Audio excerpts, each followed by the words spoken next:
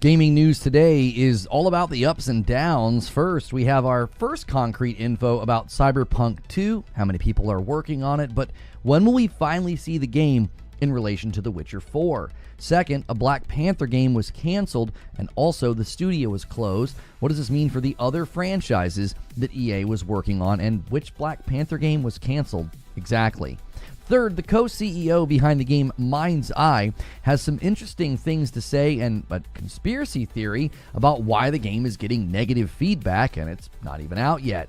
And they seem to think it might be Rockstar. Fourth, the Elden Ring Nightreign reviews are in, and they're not great. From Software's Game of the Year winner seems to have slipped from the throne, but could the critics be wrong?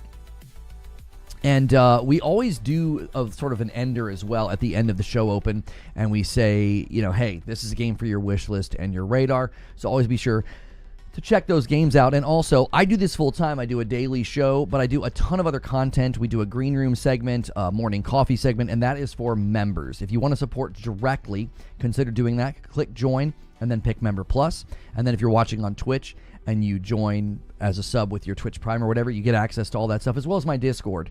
And that's a great way to support me directly. If you're watching on YouTube, you can also hit that like button. That's a super easy way to support the video, and more people will be able to find it. So let's get into this. There's a lot to talk about. So when exactly will Cyberpunk 2 release? Well, according to recent reports, we can actually nail down a release window, even if it might seem a bit far out to speak about. A recent earnings report revealed that 96 developers are working on what is now referred to as Cyberpunk Orion, and that was an increase from 84. Now, this was in the wake of discovering that the studio has actually grown from 707 employees to 730. And when you look at this in light of the fact that The Witcher will not release before 2027, it is safe to say that Cyberpunk 2 will be a game for the next gen, even if the most favorable estimates would have Cyberpunk 2 landing, probably no earlier than 2032. Now, this is based purely off of what we know with respect to them shifting bandwidth once a game is coming to a close. And it is safe to assume that they will be doing DLC for The Witcher 4, which would be used as like the transition period between that game and Cyberpunk 2. So, what do you think? Can you wait that long for a Cyberpunk sequel, or are you more interested in The Witcher 4? Let me know in the comments below, or you can come discuss it in a live stream. And speaking of like ups and downs and things not necessarily going all that well, this following trailer has nothing to do with the game I'm going to talk about, but it's got Black Panther in it, all right? Nobody likes to hear about layoffs and canceled games, but it's become a pretty normal occurrence lately. Pulling from Insider Gaming with the headline, Black Panther game canceled by EA, Cliffhanger Studios shut down. Now, they have indicated that the layoffs are less than 300 cuts that were already made earlier this year, but we're hearing from insiders it's actually a higher number than that. So we're going to have to wait for confirmation on the number of people laid off. According to IGN, the email about the layoffs indicated that they will be focusing on smaller number of franchises like Battlefield, The Sims, Skate, and Apex Legends, and EA will continue to invest in its Iron Man game at Motive and the third Star Wars Jedi game. Now, as it pertains to the Black Panther game getting canceled, they said that they would be, quote, moving away from development of future licensed IP that we do not believe will be successful in our changing industry. So something must have led them to believe that a Black Panther game would just not be successful enough. What do you think? Were they wrong? Did a Black Panther game stand a chance? Like, could it have been well received and successful? Let me know in the comments, or you can come discuss it in a live stream. And that's not the only up and down that we've got going on right now. We've got an interesting conspiracy theory from one of the CEOs at Mindseye. You might have missed this conspiracy because it is one of the wildest takes that I have heard from a game company CEO lately, and that's saying something. So the co-CEO of the game Mindseye has an interesting theory as to why the game is getting negative feedback. It couldn't possibly be because the gameplay looks unpolished and somewhat cliche, or because your recent preview event indicated to people watching that it was still rough around the edges. They didn't even let people play the game. They watched somebody else play the game through like a Teams connection or something, and they weren't even able to provide the content creators with a lot of B-roll, which is sort of strange given that preview event took place 3 weeks before the game is set to release. But no, it's none of those reasons that you're getting negative feedback. It's because, according to the CEO, it's being financed by another company. Yes, the negative feedback is being paid for by, well, it gets even better. He seems to hint that it might be Rockstar, saying in their Discord that, quote, it doesn't take much to guess who. He also indicated in another reply that, quote, there is a concerted effort by some people that don't want to see Leslie or Build a Rocket Boy to be successful that are making a concerted effort to trash the game in the studio. It's pretty easy to see the bots and the repeated replies to any content that we put out. So, there you have it. The CEO thinks that another company, maybe Rockstar, is what he thinks, is paying to have bots and people trash their game. Or, I don't know, maybe the game just doesn't look that good. I've said from the very beginning that the very first trailer, I said something was fishy about this game. The gameplay looks off. It looks a little wonky. It looks a little fake. So, listen, you don't even have a whole lot of B-roll and your game's like 2 weeks away. So there's a lot of major red flags here. What do you think? Is this something that is even possible? Could somebody be paying to dunk on their game, or is the CEO just drunk on conspiracy copium? Let me know in the comments below, or you can come discuss it in a live stream. And one more thing that seems to be going down from up is the Elden Ring Nightreign reviews. Well, it seems like Elden Ring Nightreign isn't going to even come close to filling the shoes of the main game, and that's not really what the expectation was, but it is falling significantly lower than the base game in the review circuit. It is currently hitting a 78 on Metacritic, and that's down from a 96 for Elden Ring and a 94 for its DLC. So it goes without saying that this new game is not landing nearly as strongly as FromSoft was probably hoping. The main issue seemed to be that the randomness of the rogue elements is not blending well with the franchise. Also, repetitive gameplay and lackluster meta progression were cited as negatives. So, did the review circuit get this one wrong? Are the players and the fan base going to respond differently? Now, that is possible given the popularity of the randomizer mod on PC. But the more I've covered this game leading up to its release, the more it seemed like a lot of fans and just gamers in general were not interested in Elden Ring Nightreign. What do you think? Am I wrong? Are the review outlets wrong? Let me know in the comments below, or as always, you can come discuss it in a live stream. And as always, I've got a game for your wish list and your radar here. I'm going to interject very quickly, though, and just say I recently told people to check out the Rematch beta, and I just played the tutorial last night. And I actually think they've got something special on their hands. I think this game's got potential. I do. I think they baked a really, really good amount of skill ceiling into the game. I think it's going to lead to a lot of more immersive skill expression than your typical sports game where you're more controlling the whole team instead of controlling like an individual player that you're behind.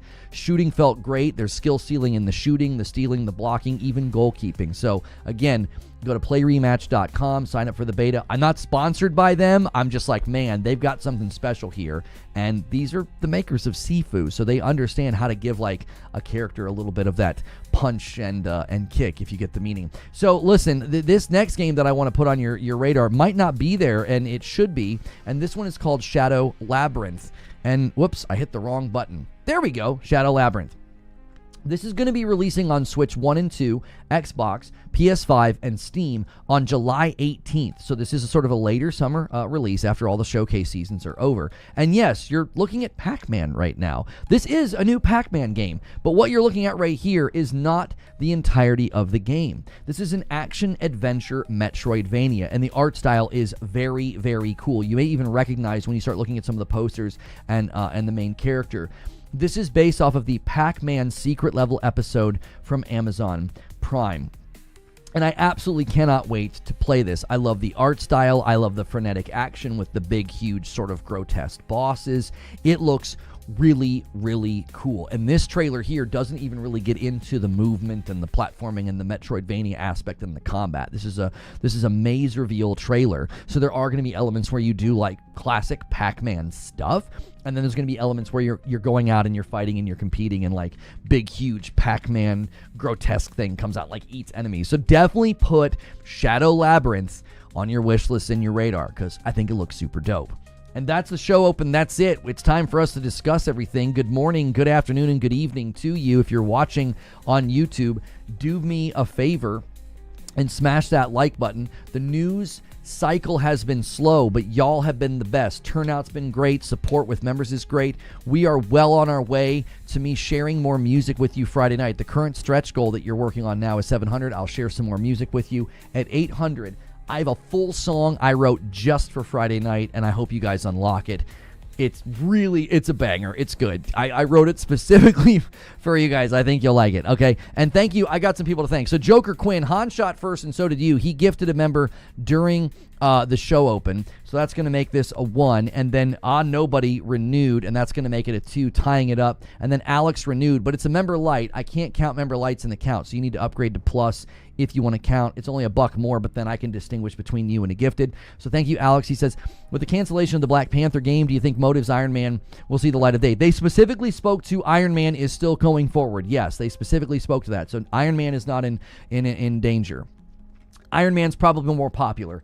I'm just going to say it. They probably did internal assessments and some market research, and the most recent Black Panther movie didn't do that well with the audiences out there. Like, I don't think people enjoyed it nearly as much, and so maybe they were worried that, like, Black Panther's just not popular enough, and they're going to stick with Iron Man. Iron Man is, I think, probably more popular, especially globally speaking. Just more recognizable, more iconic, you know. Unfortunate. A Black Panther game probably would have been dope. And Sven resubscribes over here on Twitch and gets Twitch's number up to 3. So I have to add 3 total to the goal here, and that is going to get us to 12. There we go. And a tip came in from Wired Rope. Says, Twitch, 3 minutes I'm gifting. Help me start a hype train. Okay, so Wired Rope is calling on the Twitch viewers. He wants to do a hype train, and he's going to start gifting in 3 minutes. He's giving you a bit of a countdown. So get ready. You guys can make a run on maybe, winning the contest today. Also remember, every 25, I give 5, but it's whoever hits it gets it. Whichever platform hits the milestone gets the milestone. So thank you. Thank you for doing that, Wire Rope. Get ready, Twitch. Get ready. Alex is here to help you, Wire Rope. He says bottom of the hour. Wait, bottom of the hour? You said 3 minutes? Wait, what are you trying to do, Rope? How long? Did you mean to say 30 minutes? You said 3 minutes. Are you saying at 11?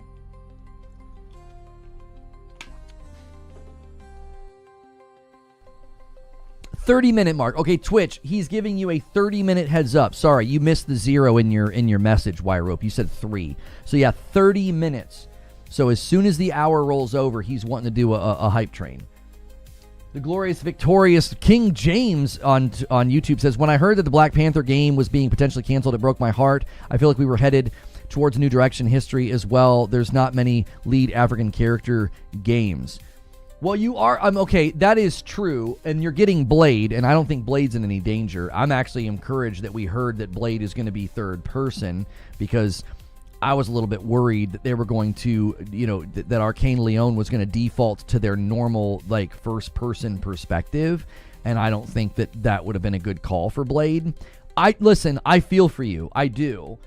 I loved the Black Panther movie. I love what it meant for people, and a game would have been, I think, awesome. I just think the danger is popularity with anything associated with Marvel. Marvel and Disney are going to want that royalty cut, and there's probably like a threshold of quantity of sales that they need to hit. So you're probably only going to see your mainstay characters like Spider-Man, Iron Man, the ones that are going to be. Unfortunately, that's just the nature of it, right? The history of the characters in the comics, like Iron Man and Spider-Man, are more popular.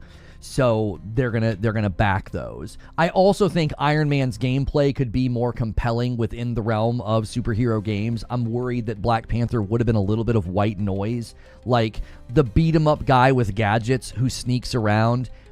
Batman kind of killed that multiple games in a row. Spidey doesn't necessarily sneak, but even the recent Spider-Man game had some of the sneaking, and then your beat 'em up, and then your gadgets. So I think it would have been really, really tough to make Black Panther compelling. The reason Blade will be compelling is he's got a sword, and he's got more of a visceral approach to combat, which I think will make for a more compelling offer of gameplay. I'm worried that Black Panther would have just felt like a very neutered combat system. It'd been like, well, he's fast, he's got gadgets, he's agile, acrobatic, and can beat people up. That's super, super close to how Spidey and Batman feel, and it might have just felt like, yeah, it'll be a been there, done that game. Not a lot of people are going to be compelled. I don't know. Black Panther is in the Captain America game, but that's like Rise of Hydra, and that also seems more story-driven from what we're seeing. I mean, that also is a larger picture. It's Marvel 1943 Rise of Hydra. It's not Black Panther. He's in the game. Does that make sense? I think Black Panther's a great character. Chadwick Boseman brought, I think, something great to the character, and I think they did such a great job with the first movie. Wakanda Forever, I don't think was very good, unfortunately. It was just like a depressing eulogy. It didn't make for a great movie. Thank you, Barrett's Chosen, for renewing your member plus over here on YouTube, taking the count to 613. And again, the reminder, Wired Rope is calling on Twitch to do a hype train in 28 minutes. So get ready, Twitch. YouTube, your chance to get ahead is now. Black Panther is the main character in the game along with 3 other playable characters. I think that makes a difference. I do. I think it makes a difference. What did I mess up? Bottom of the hour? Bottom half or bottom of the hour? Just wait, Lona, mess it up. I didn't mess it up. Your message literally said 3 minutes. I think Black Panther could be as good as it needed to be regardless of his gadgets. I do agree with popularity, though. I think all in all, it could have been done right, but doing it right would be walking a tightrope, unlike Spider-Man or Iron Man. I'm just going to say it. It's probably better to cancel it than to have it come out and not do well. It's probably better for the character. And I know some of you are interested for more reasons than just like, oh, it's another hero game. Like, there is something, probably culturally and personally attached to Black Panther for you. And I worry that if it came out and didn't do well, that'd be worse. I wouldn't say he's a B-list anymore, but Chadwick's death caused the hero to slow down. It's unfortunate, yes. I do. I think the movie, the Wakanda Forever not doing well, and it kind of taking the sails out of the character's momentum, I think that probably made people behind the scenes planning the game say, this game's not going to do well. The game's not going to do well. It's not going to sell enough copies. Mash says, I think Marvel likely would expect a deal like they get with Spider-Man when it comes to Black Panther, and I don't think it would have been anywhere near as popular of like Batman or Spidey.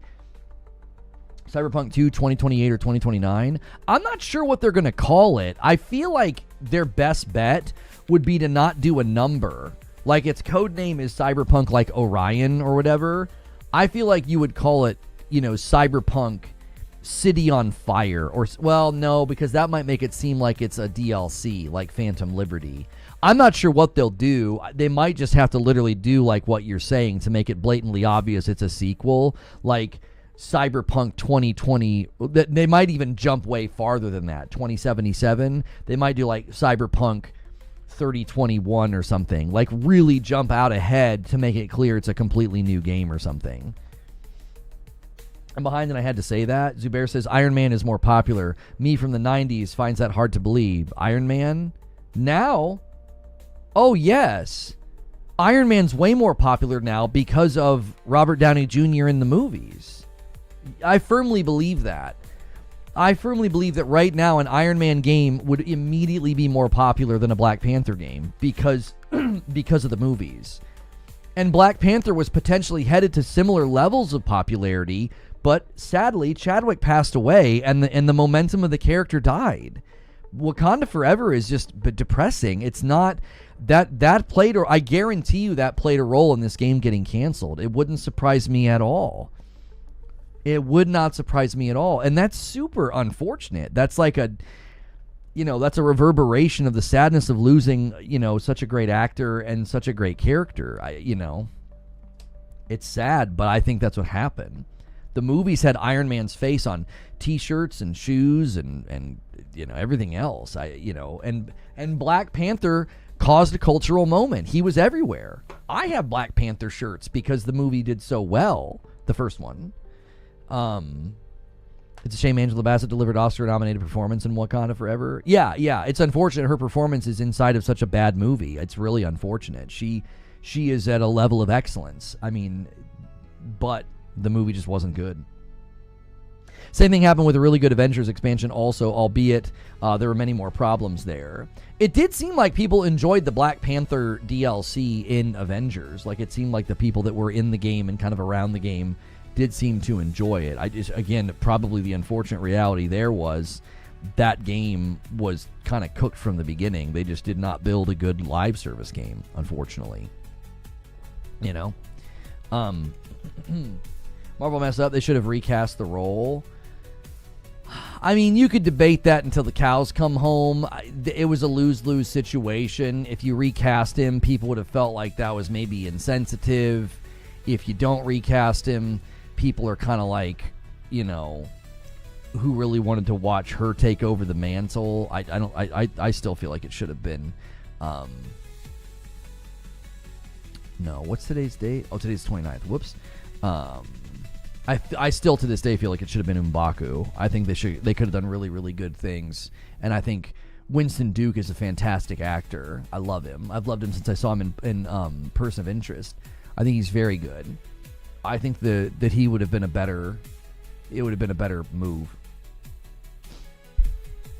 But with seeing the Black Panther game canceled, I think that they probably just decided that the character didn't have the draw that it once did, and they had to get rid of it. They had to get rid of the game. They had to cancel it.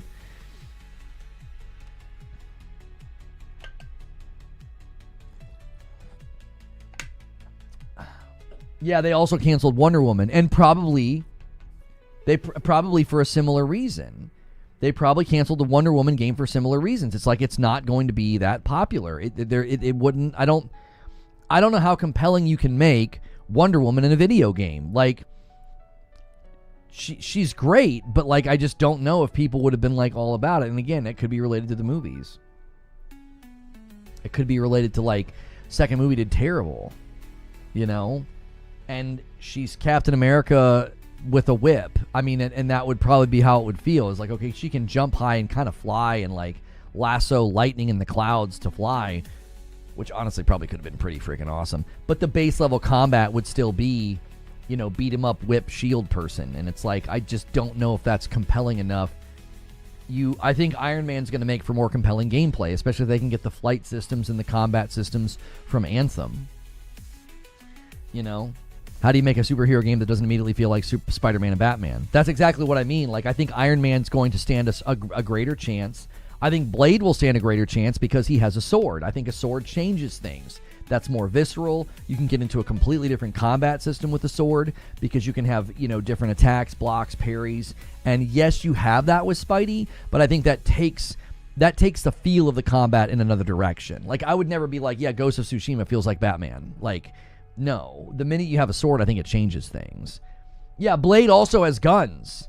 Yeah, I'm completely forgetting about the fact that the dude's got guns. So, like, you can really, really give him a breadth of combat choices that's not you have your fists and a shield, or you have like your fists and some gadgets.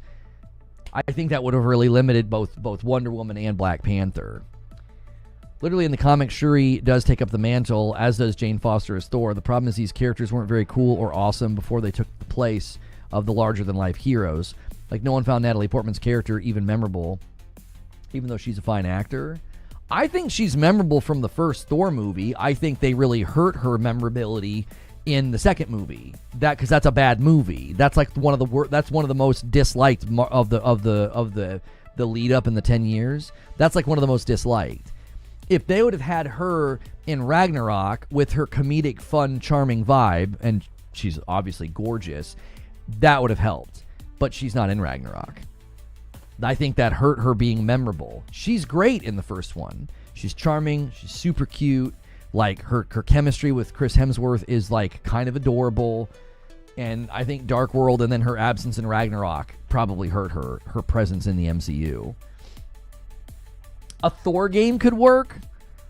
A Thor game could work because, yes, you could have him fighting like larger-than-life enemies, kind of more similar. You could make Thor kind of like a mashup of like Batman and God of War. You could have him fighting like these, you know, God of War-esque fights, and he could also fly, and then he also has all the different things you can do with the hammer. Distance, range, lightning, throwing. Like, you could do probably quite a bit with Thor. Thank you so much, Anime Zoe, for 41 months. They should have added the Nemesis systems to Blade and make it open world. The game would print money. I actually don't like the Nemesis system. I know I'm in the minority on that. I didn't actually like it all that much. If you guys are just tuning in, make sure you go through the ritual of smashing the like button. We're talking about all the various things going on in gaming news. The Black Panther game getting canceled. Wonder Woman game getting canceled. Cyberpunk sequel. Somebody was asking if anybody's going to get in Mindseye Day 1. I actually think the game looks rather rough. I'm quite worried. I don't think it's going to be like a very, very feature-complete game when it ships, personally. And the CEO's comments about people are being paid to hate the game, I don't think that's true at all. I think the guy's out of his mind. Blade has a variety of weapons beyond just sword and guns. Whistler is to Blade as Q was to Bond. Blade had stun grenades, trained in combat, trained in numerous weapons. And that could play into, leveling up as a player, right? You go back and see you go back and see Whistler and get new stuff. That'd be excellent. How well did the Iron Man game on the 360 sell? I don't know. I don't know if that would be an indicator of anything given the era of time that we're in now. I think people are far more receptive to superhero games now than they were maybe back then. And also, they're making them better. They just are. Like the superhero games we're getting now. Outside of some stinkers, but Guardians of the Galaxy was great. All the Batman games were great. The Spider-Man games are great. We've obviously got some swing and some misses out there, like the Avengers game and Kill the Justice League. But for the most part, I feel like superhero games are in a much better spot. Yo, Stone Spire, I know what Stone Spire is going to do here. He's trying to bait the first 10 bomb of the day. He's going to do 2 single gifteds. Whoever hits it gets it. He's saying, hey, boys, we're really close to 625. Let's get somebody to drop that 10 bomb to get us there. And he gives YouTube the lead over Twitch. Thank you so much for doing that, Stone Spire. A Superman game's just I think is just never gonna. I'm just gonna continue to say I don't think a Superman game could ever work. I think one of the main reasons a Superman game can't work is he's so fast, he's so strong, he's so amazing. What are you fighting? What are you fighting? Are you just stopping bank robbers? Easily. I don't think a Superman game would ever work. I don't know how you create a power fantasy with the Man of Steel. I just don't know how you do it unless you take him to other planets and other places where there would be like Kryptonian weapons, and even then that doesn't feel like Superman. That would just feel like, yeah, I'm Superman, but I'm not Superman. Like, you've made him impoverished to make it interesting. Thank you, Dark Taco, for 31 months. Loner, are you going to play Elden Ring Nightreign from Fridays are coming back? I'll check it out, but I'm not going to probably put much time into it beyond that. And Dark Taco and others, when you're on a member light, I can't add you to the total. So consider upgrading to member plus so I can add you to the total. It's $1 more. It's Chill Will with 4 months says, happy to hear studios like CD Projekt Red is multi-game development now, along with Insomniac, Naughty Dog, and Santa Monica working on multiple titles. Thank you so much. Yeah, they have close to 100 people working on Cyberpunk 2. Close to 100 people. And so we'll see how quickly it comes out after The Witcher 4. So, I'm of the opinion the CEO just said that to get more attention on the game. They say any publicity is good publicity, and there's a lot of people who have no idea what Mindseye is. I don't believe that at all. He said it in a Discord. I think he believes it. I think he's nuts. I don't think he said it for attention. I think he said it in a Discord conversation, and it got screenshot. I don't think you say something in a Discord to try to get the press talking about your game. I think you would say something to the press or say it in an interview or something. Have you touched Tainted Grail again? I've been playing it with no problems and loving it. I'm on PC. PC didn't have nearly as many problems as console did. So I don't know. It has an 87 on Steam. So I would say it was better on Steam from moment one. So that's not saying much. I haven't had a chance to boot it up and test it again. They were aware of the performance issues that I highlighted in my video, and they are working on them. I don't know if they've resolved them all. I don't. Do you think Cyberpunk 2 was announced too early?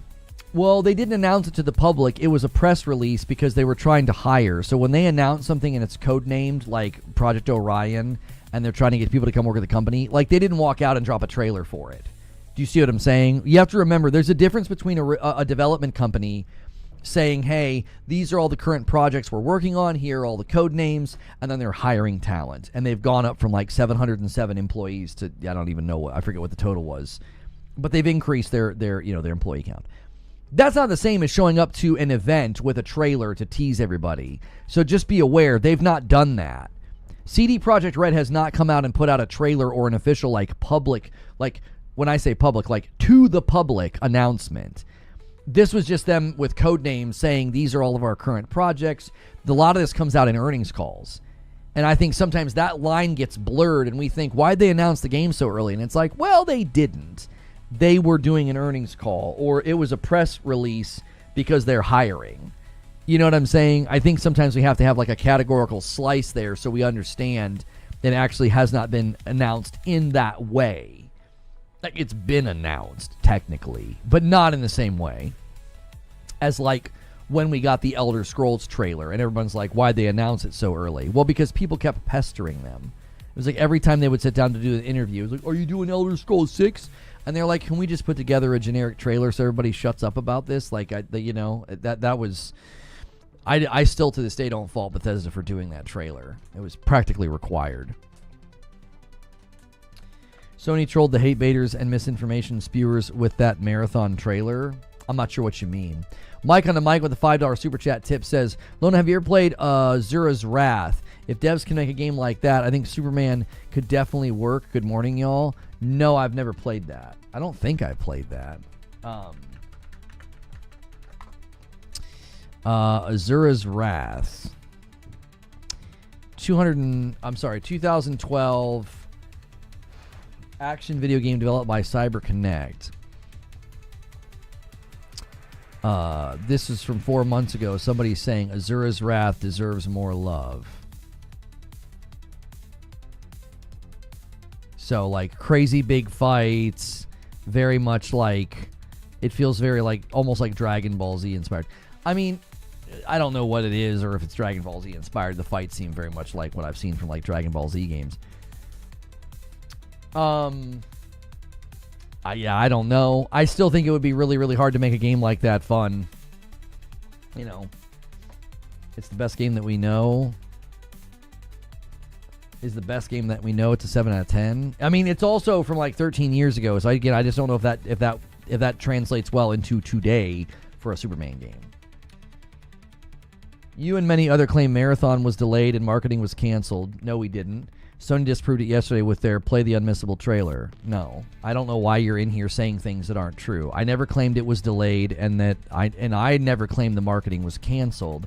I quoted Colin Moriarty, and Colin Moriarty has clarified his statements. But listen, I'll pull it up right now and show you what I showed chat during morning coffee. This is not a situation where the press ran with like a vague statement and added words to it. No. He said something that was fairly interpreted, albeit interpreted falsely, but what he said, it was completely fair to interpret this sentence as all the marketing has been shut down. He says, I was told by someone familiar with marketing plans in a key overseas market that there are now no plans to do paid marketing for Marathon at all. He never once specifies that he's talking about that specific market. Now, he can argue context, which is what he does later on down here. I do not agree with that. This statement right here, at all, right? At all. There are now no plans to do paid marketing for Marathon at all. He never once creates a linguistic antecedent to refer back to the fact that, oh, I mean this overseas market. He doesn't do that. He doesn't. He makes it sound as if there's no more, the marketing, there's no plans to do it at all. I appreciate him clarifying, but this is not an issue of the press misreading what you said, bro. In my video about this, I quoted Colin Moriarty in its entirety. This entire body of text is in my video. And I did not at all deduce from that he was talking about a particular market. That's not what it sounds like. When you use the phrase at all, this is an amplification of language. If I tell my kiddos, you know, hey, we typically play Saturday morning video games, we will not be playing video games at all. Oh, but the context of the sentence is just Saturday morning. We might play in the afternoon. No, I said the phrase at all. When you say at all, you're literally saying, yeah, they're not doing it at all. It's like, okay, I don't think anybody ran with like a vague statement and put words in his mouth. I applaud him clarifying it. I appreciate him clarifying it. I think he should take some ownership in the fact that, like, he did not specify that it was that market. And that's on him. He should have said, listen, I'm only speaking to this particular market. He could have even ended that sentence differently. He could have said, there are now no plans to do paid marketing for Marathon in that market. But he said, at all.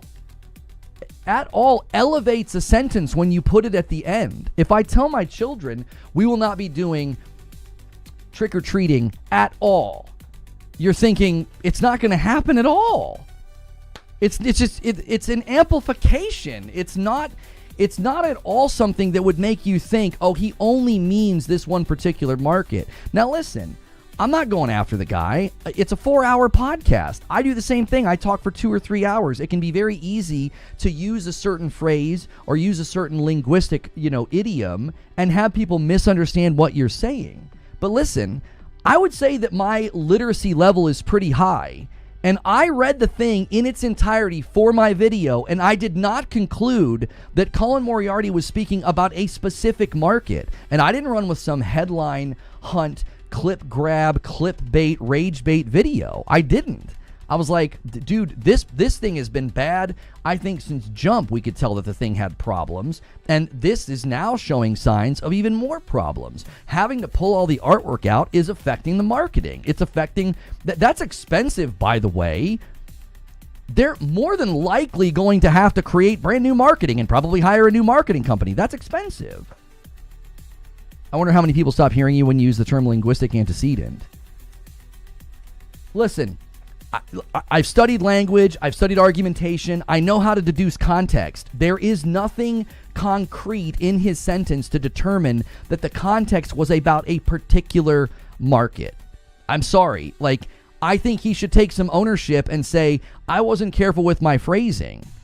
His phrasing should have indicated, I am speaking about this particular market, because when you say at all, it's like, Kirk says there's no qualifier in the sentence at all. He talked to a guy in a marketing region who told him no more marketing at all. Exactly. Thank you. A lawyer, person with a legal background is saying there's nothing in the sentence to indicate that. I'm sorry.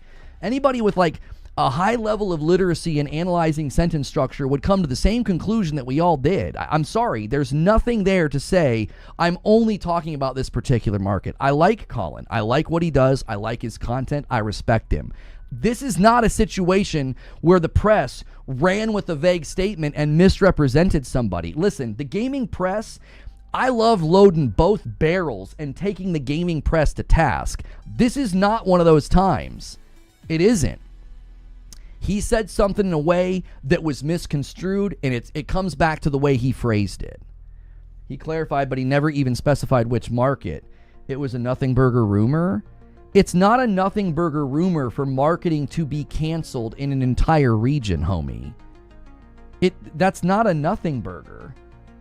It isn't.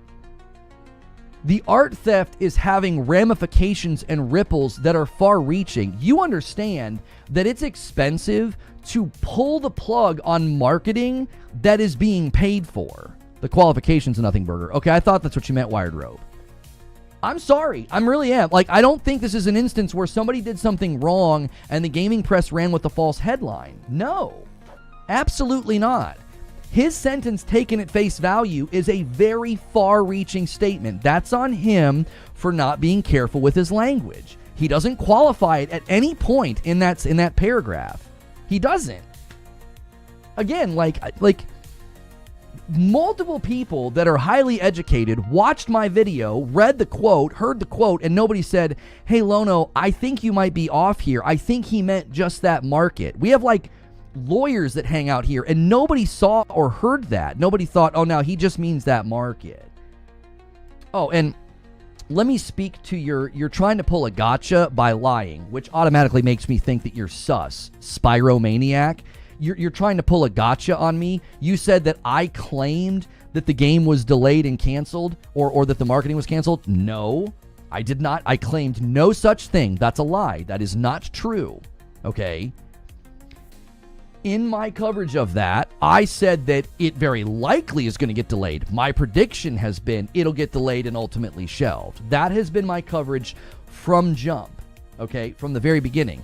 And to speak to what you think is evidence that Marathon is fine, still coming, and everything's going, a montage trailer from PlayStation, if you know a sliver of information about how that marketing stuff is put together, you would understand that trailer was made a long time ago and scheduled to release, and the last thing PlayStation was going to do was pay to have the whole thing recut, rebuilt, and have Marathon pulled out. They said, just push it out. Who the frick cares? Like, at that point, that doesn't prove anything.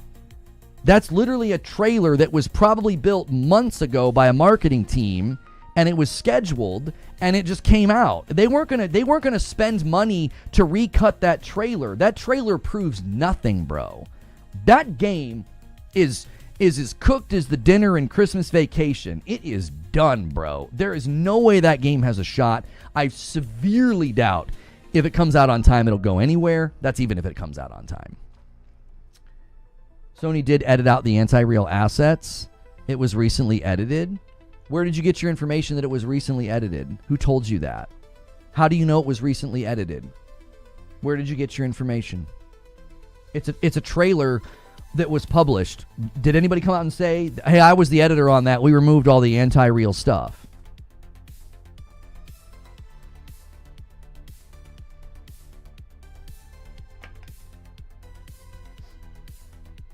Is he possibly thinking that his delivery made it more obvious? Because the podcast was paywalled, is my understanding, so people just went with the text, which reads it at I don't know how you would phrase this at all. Hang on, I have to thank Haseo.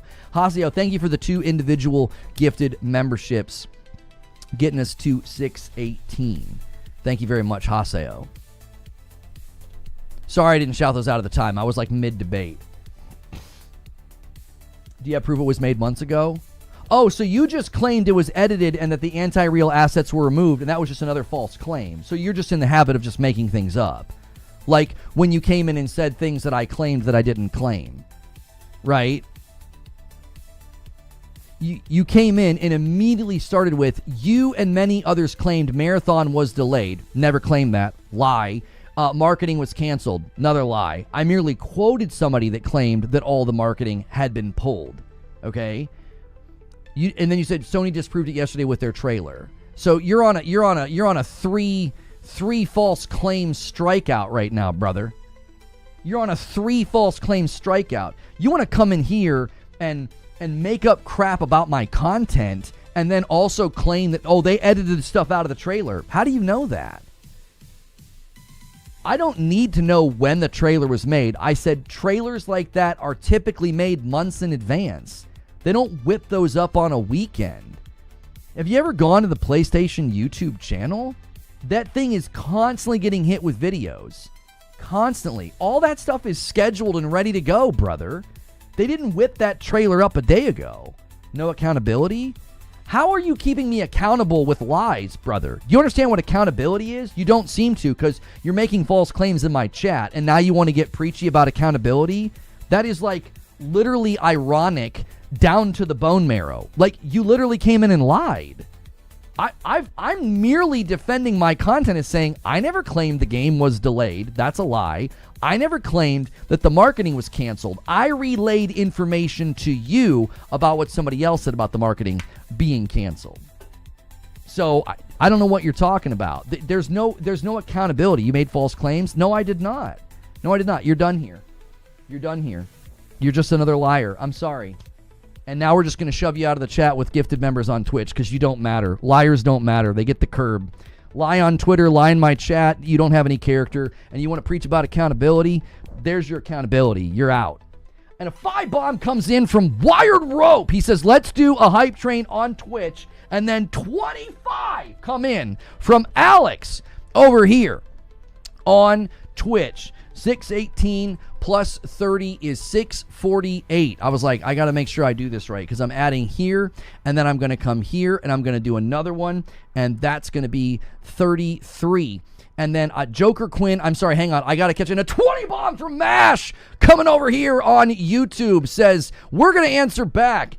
and take it to 68, but it needs to go to 70 because of a single gifted from Joker Quinn and a renewal from Reckless Gambit. Welcome back, Reckless Gambit. That's 22 in the contest. That takes this to 30. Thank you so much. And then Alex gifts another one to Demon Shark. And then Wired Rope gifts another one to Kirk. And we got ourselves an absolute knockdown, drag-out fight here. 672 and now 35 on the day for Twitch. Twitch is winning right now, 35-30. And I owe Twitch a 5-bomb because you guys got us past the... No, I owe you 10. You got us past the 25 and the 50. You guys got us past the 25 and the 50. So you guys get 10.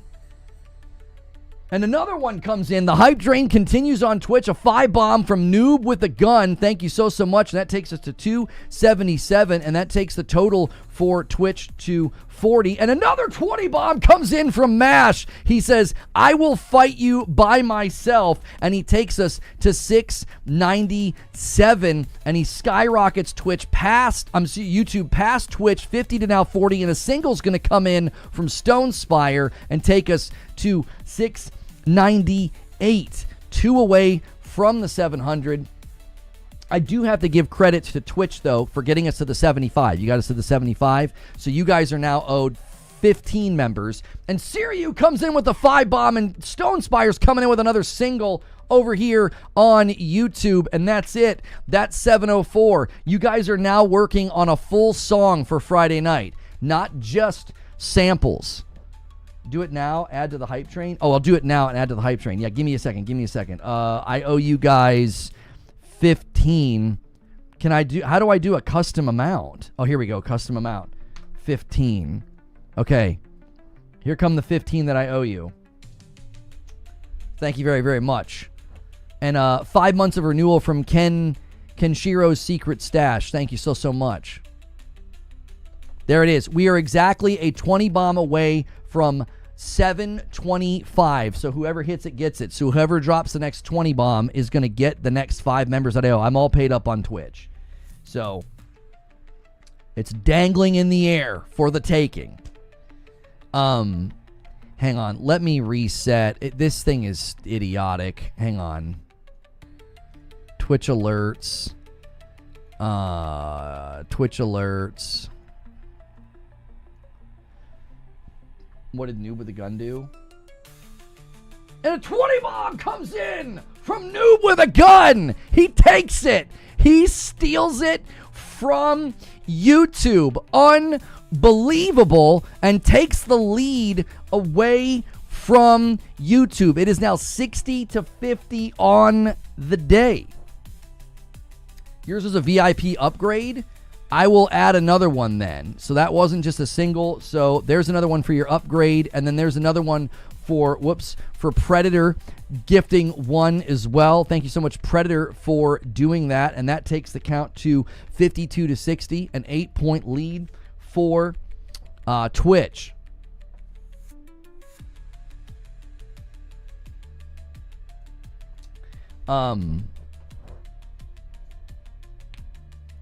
I got a little lost in sauce here. The marathon clip Sony put in the PlayStation Unmissable trailer wasn't even gameplay. It was clips from the marathon short film. Yeah, people that are acting like, listen, you guys that hate me are so hungry for a gotcha that you're now creating just myth and legend. It's like, I did not lie about Marathon. I relayed information that was reported by the press, that was relayed by Colin Moriarty. Colin Moriarty's phrasing was completely fair to conclude that the marketing had been canceled. I never once claimed the game had been delayed. I never once claimed the game had been canceled. If you're going to hold me accountable to things I never said, then you're just operating in delusion and fighting with a mirage. Like, I never said those things. Like, you're either on Bungie Defense Force, which is hilarious, because why would you defend a company like that? Or you're just one of the weird people that are constantly looking for a gotcha so you can establish this narrative that like Lono lies to his audience. I do not. That is simply untrue. That is an effort by people who don't like me, and they constantly misrepresent my content. If you're too stupid to understand the fact that I reported on something that like literally everybody else reported on, and Colin Moriarty is now clarifying that, well, I just meant that region, that doesn't retroactively make everybody's video a lie. It doesn't. It doesn't. That's not how it works. That's not how it works. Hang on, I gotta flag this video so I check it later. People need to learn the difference between saying I think the game will get delayed versus saying the game is getting delayed. They're gonna clip that too. I don't care. They clip me all day long. They're pathetic. It's what their life is defined by. I create content. They steal it. Like, I don't give a frick what they do. I'll be honest, I really want Mindseye to be great, not because I want to prove to the naysayers, but I'm just hungry for a futuristic good story used with FPS free roam like GTA 6. It's lowering your standards and messing around with the village floozy after a dry spell. Yeah, I mean, I don't really have a dog in the fight with the Mindseye game. I just think what they've shown doesn't look very compelling. It doesn't look compelling at all. It looks like another, you know what I mean? It just looks like another sort of generic run around a city and shoot stuff game. It doesn't look very good at all. It looks rough around the edges. A $5 super chat tip from Anime Zoe. Why don't you like the Nemesis system? Explain your blasphemy. I just felt like it created rhythmic flat tires within the content. I didn't like it. I didn't like it. I'm not saying that it was bad. I'm saying that I didn't like it. I get why people liked the Nemesis system. I don't. Number one, I don't understand why it was praised to heck and back. I don't. And second, I thought it created rhythmic flat tires within the content. It just wasn't. It wasn't. Everybody acted like it was this amazing thing, and I don't know. Well, you have a mind's eye theory. After seeing the new trailer of Mindseye, maybe people are missing the mark on what the game actually is. It looks to me like less of a GTA rival and more of a Beyond Two Souls Detroit Become Human. It's not Detroit Become Human at all. I don't know where you're getting that. I don't know where you're getting that. He says you can't debate, so you resort to bans. No, I did debate. I falsified your claims, and then you just continue to claim that I did things that I didn't do. That's not a debate. No. You lying isn't a debate. Sorry. There's not a single clip of me saying the game has been delayed, and me relaying information is not lying. I took information that was in the public, I took statements that were said, put it in a video, and said, this is what's being claimed. The marketing's been canceled. Sorry. You know what I mean? I'm sorry that Bungie's boot's so far in your mouth that you can't see reality. You know, that's a character flaw. That was my last one till tomorrow. Haseo comes in with a single gifted. And the member train has concluded on Twitch. Thank you so much. And currently, Twitch still leads 60-53. Nice job, Twitch. Nice, strong lead. Lots of bans. What did I miss? Some weird Bungie sycophant is coming into the chat and claiming that I lied because a PlayStation trailer includes a little bit of marathon cinematic, and they're claiming that falsifies the claim that like the marketing's been canceled. I didn't make the claim that the marketing was canceled. Colin Moriarty did. He has since clarified his comments. His original comments are still, I think, fairly interpreted the way they were interpreted. He said there is now no plans for marketing at all. Like, when you say something that definitively, nobody's going to conclude that you're talking about a particular region. I'm sorry. I like him. I'm not calling him out. I'm not doing a hate piece or a hit piece. His clarification's great, but I don't think anybody misread his statements in an egregious way. I don't. I think we all read his statements very fairly.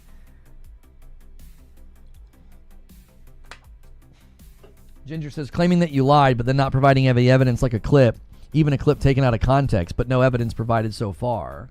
That's what I'm saying. Like, I don't know where you're getting that I said that the game was delayed. I never said that. I don't know where he's getting it.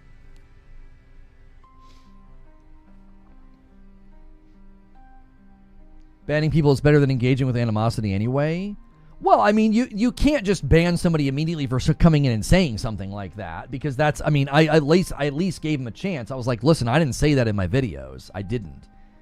Oh, I guarantee you there are clips of me on Twitter that are being summarized as saying that. Yep, here's Reforge Gaming lying about Marathon. Then it's like, no, if you actually watch the clips and actually watch my content instead of the weird, obsessed, deranged people on Twitter, you'll see that I never said those things. I never said the game was delayed. I never did. I always made it crystal clear. I have said for a very long time, my gut is it gets delayed and then indefinitely shelved. When I learned that PlayStation wasn't the publisher, I was like, Bungie's probably going to shove this thing out. I think their ego's too big. Their ego's too big, man. If it was up to PlayStation, that thing would already be canned.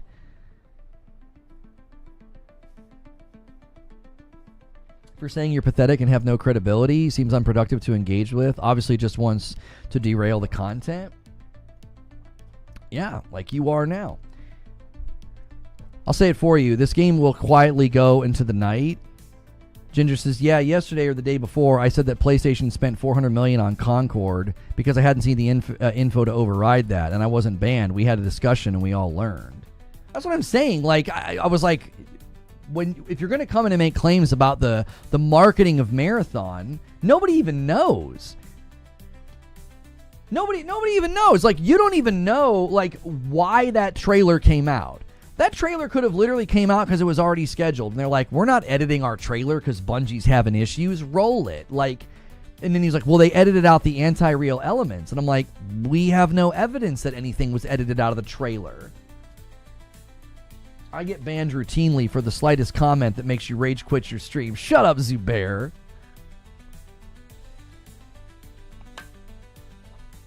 I don't agree with the general sentiment about Marathon, but I will never support the weirdos seeking a gotcha moment for quoting Colin Moriarty. I just got gifted a random sub. I was on this channel for 20 seconds. They went crazy, and when that many people gift Fox, it's just going to grab people. It's going to grab anybody that's close by. Claiming you said that Marathon is canceled when your latest prediction is that they'll force it out regardless. Yeah, like, there's not a single piece of my content where I claim that the game was delayed or canceled. I never said that. Never. I was saying that if PlayStation was in charge, that's what I was expecting them to do. Get it out of the way, because we're about to go into showcase season. And Sony's not the publisher, Anime Zoe. That was news to me as well. I thought for sure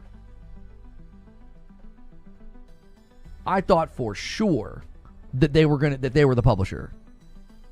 You've only said it's a possibility. Right. My recommendation was, you're about to go into showcase season. And if you're going to go into showcase season, you don't want this Marathon cloud hanging over all your announcements. Rip the Band-Aid off, delay or cancel it, and then we go into showcase season and everybody forgets about Marathon. That's what I said. I've never said that it was canceled or delayed. Never. And again, I thought PlayStation had the power to do it.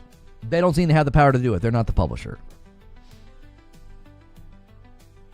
I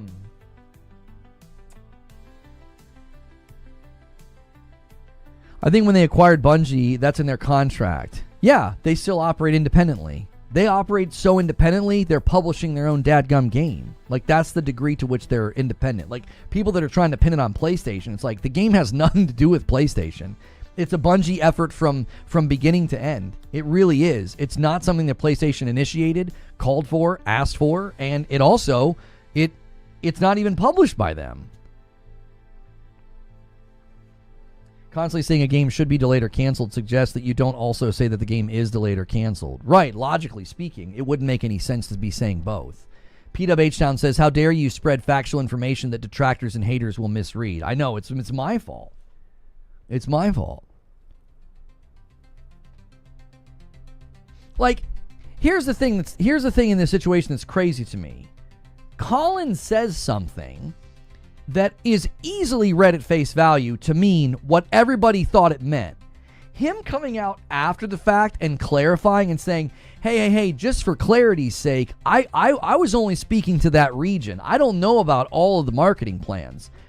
Thank you for the new information. that doesn't retroactively make everybody who covered it a liar and some like headline hunting, grifter. It's like, no, the sentence clearly allowed for that interpretation. It did. There are people that hang out here that are literally, their job is to sniff out nuance and context. Like, that's what they do. They're lawyers. We got copyright lawyers. We got people that hang out here. That is their profession. And nobody perked up and said, I don't know, Lono, that sentence could only be speaking to that market. No, nobody thought that. Not a single person that was here hanging out or watching the video or parts of the discussions that we've had. We've had lengthy discussions about Marathon. Nobody thought that.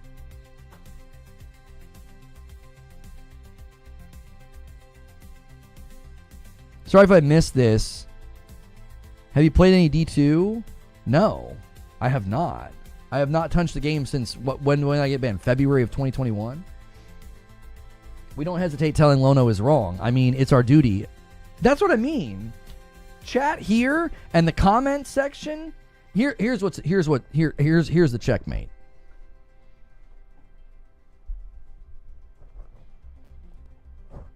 What confused me was why some ran with the message marathon's delayed to begin with. If people were running with that was dishonest. It was not. No one indicated that it was delayed. Now, thumbnails. The thumbnail game of YouTube, people might have fallen for that and saw those thumbnails and then saw that I covered it and thought, yep, Lono said the same thing. No, I said Bungie killed Marathon. That video in particular was about how they hurt the game. They killed it. They murdered the game from the beginning. They weren't listening to feedback. They were toxic, etc. Then I have Marathon, All Hope is Lost. And in that video, we talk about the recent developments and how this game, like, right here, leaving the Bungie fan base wondering if this means a delay or even a cancellation of Marathon. We're wondering if that could happen. It's literally in the description of the dadgum video that I'm not saying anything conclusive in the video. It's it's in the description. So, sure, if you saw a bunch of thumbnails saying it was delayed, and then you saw I covered it as well from a negative perspective, because I don't think there's much positive to say about the game, you might have thought, yeah, Lono said the same thing. It's like, no, you've got to actually watch my videos if you're going to comment on what I've said. $5 super chat from PWH. What are your thoughts on Shuhei Yoshida's stance on subscriptions in gaming? Sorry if you talked about it already. I've not seen what Shu said. I've not seen his commentary on it.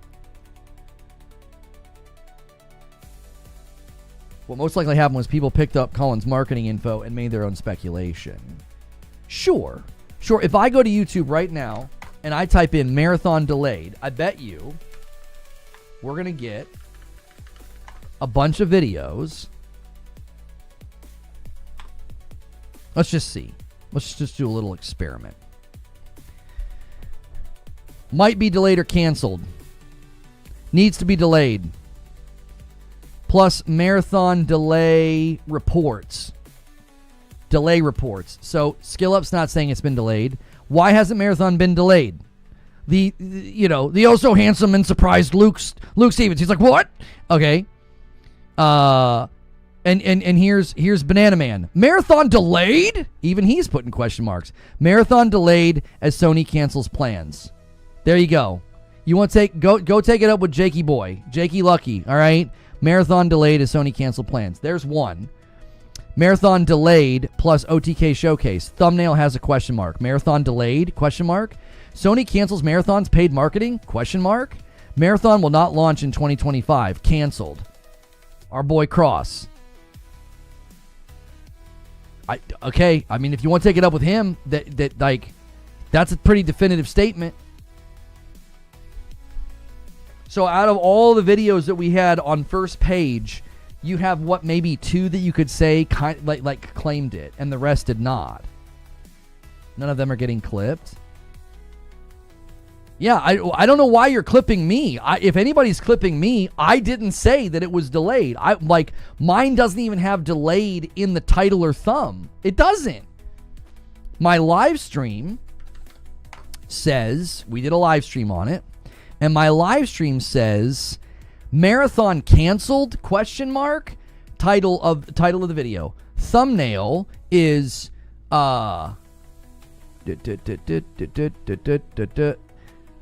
by Sony? Question mark.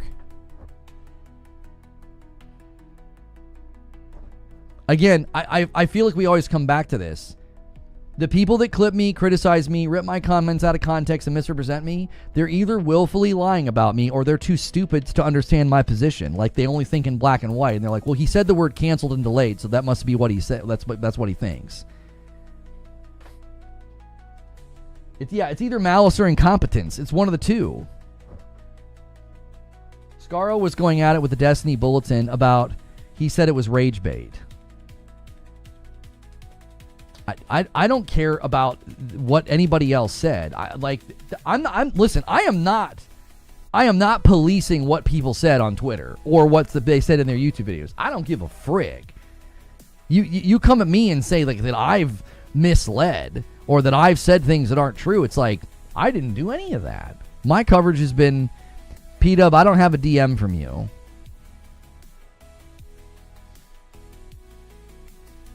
I don't have a DM from you. Did you?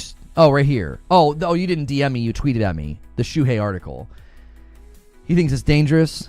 Subscription models won't advance the industry. I mean, I'll have to save that for later, homie.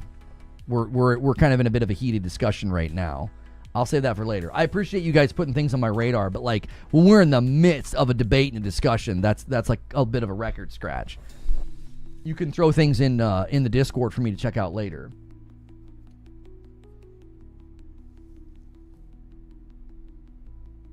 To be fair, you can be both malicious and incompetent.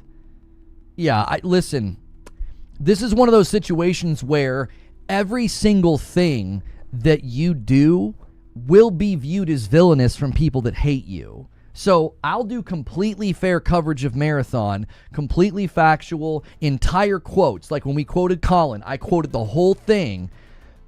He's going to come out and clarify, and then people are going to try to villainize me. Why? Because that's just what they do. That's what they're committed to. They are committed to turning me into a villain. It's like, I don't know what you want me to do. All I did was report on what everybody else reported on. $2.50 from Jason Jones. Corporations aren't your friends. Thank you so much for the $2.50 tip on Twitch.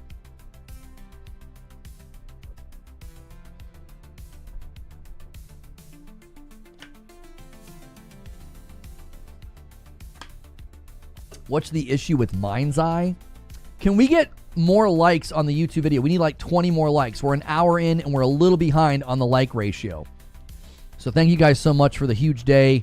We're working our way to the final stretch goal of the week. At 900, I don't even know what we'll do past it. You guys will have to come up with something. This is to hear an entire song on Friday night. I've been writing music and sharing it with you guys on Friday nights. So the issue with Mindseye is the co-CEO thinks that there is a concerted effort to a company is paying money to hurt their game for people to not like it. That's what he thinks. He thinks that there are bots and people having negative takes because they're being paid. And Pathalon Phoenix with a 10 bomb gets us to 738. Thank you so much, Pathalon Phoenix. And there it is. Twitch, you just lost your lead. It's now 63-60. YouTube has taken the lead back. Malice means you know what you're doing is wrong. Incompetent means you're too ignorant to know what you're doing is wrong. And a 10 bomb comes in from Detective Seeds and says, let's keep the 10 bomb train rolling for YouTube. Whoever hits it gets it. And so that would mean that, hang on. Oh my gosh. And P-Dub H-Town's going to do a 10 bomb as well and take us to 58. So that means we were just at 28. Yeah. So you guys got the 50 milestone. So that means what do I owe to YouTube now at this point? Do I owe 20?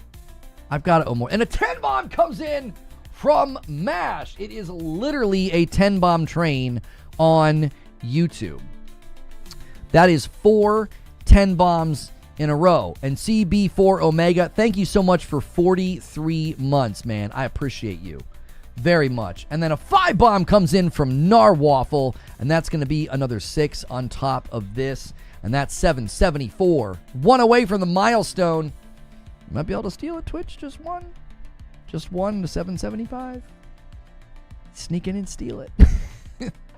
YouTube's beating you up again.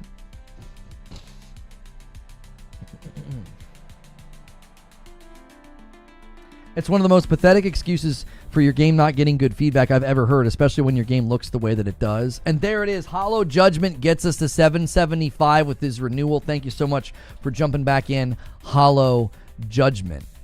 I appreciate it very, very much. Nice try. We did have a gifted member come in over here from Unwound Automaton. You were just a bit too slow, so it's going to be an Agent of Chaos. It's going to push us past 775 to 776. Thank you very, very much for the support of the channel and for gifting a sub to somebody else. You were so close.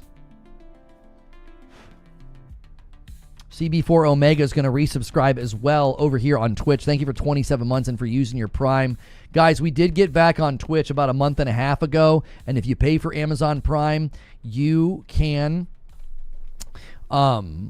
use your Twitch Prime on me every month. You do have to do it manually, though. It will not do it automatically. I was not slow. Twitch was. Sorry. It does sometimes just sit there and spin. It can be. But to be fair, YouTube does the same thing. When I gift members on YouTube, it'll hang for a good bit sometimes. Yeah, give me those Bezos bucks. That's right. That's right.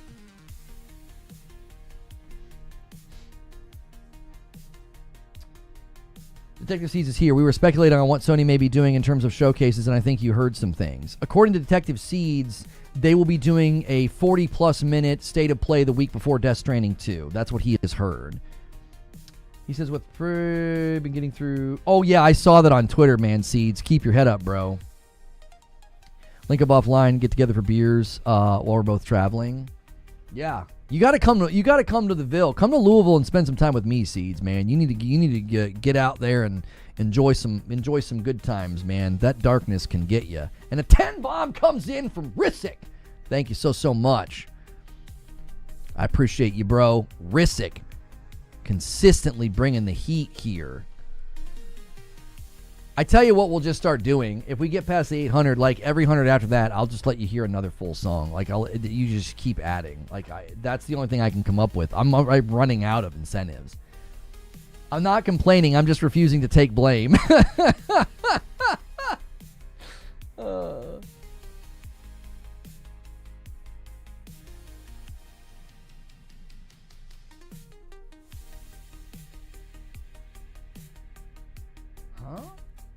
It would have focused on becoming the new Black Panther after T'Challa passing. Oh, the game was Ridley. That's what the Black Panther game was going to be about? You'll be in the Ville 18th to the 20th? I can come in on the 17th of this month? Yeah, dude, I don't do anything in June. I don't do anything in June. Because of the showcases and stuff. I basically tell my family, I tell my wife, my kiddos, and my friends in my immediate family, I'm like, I can't do anything in June. There's too many things that could potentially happen. I'm always in town in June. Gonna play more Doom for members? Maybe. I don't know. It depends on how the day goes. I've been enjoying playing, and showing you guys. I've got like 4 missions left in Doom. I'm almost done. I'm so close to getting back into Expedition 33. My wife and I have been really enjoying RoboQuest. We played again late last night. I asked her which she wanted to play. Like, do you want to play Child of Light or do you want to play RoboQuest? And she vibes more with RoboQuest. Did you see the Shroud clip? He's talking about Escape from Tarkov versus Marathon and the friction of the game mechanics. Yeah, he spoke on the friction thing a while ago, actually. I thought it was insightful as to why people found Tarkov so appealing. At some level, he's correct. On another level, I don't know if he's correct, though. I don't know if a game like Marathon would have been better with friction, because I just don't know if there's a big market for that. I think Marathon was always going to struggle because I don't know if there's an enormous audience for that type of game. I'm also in Expedition 33, says MASH. I'll go back to Metaphor now that it's on Game Pass.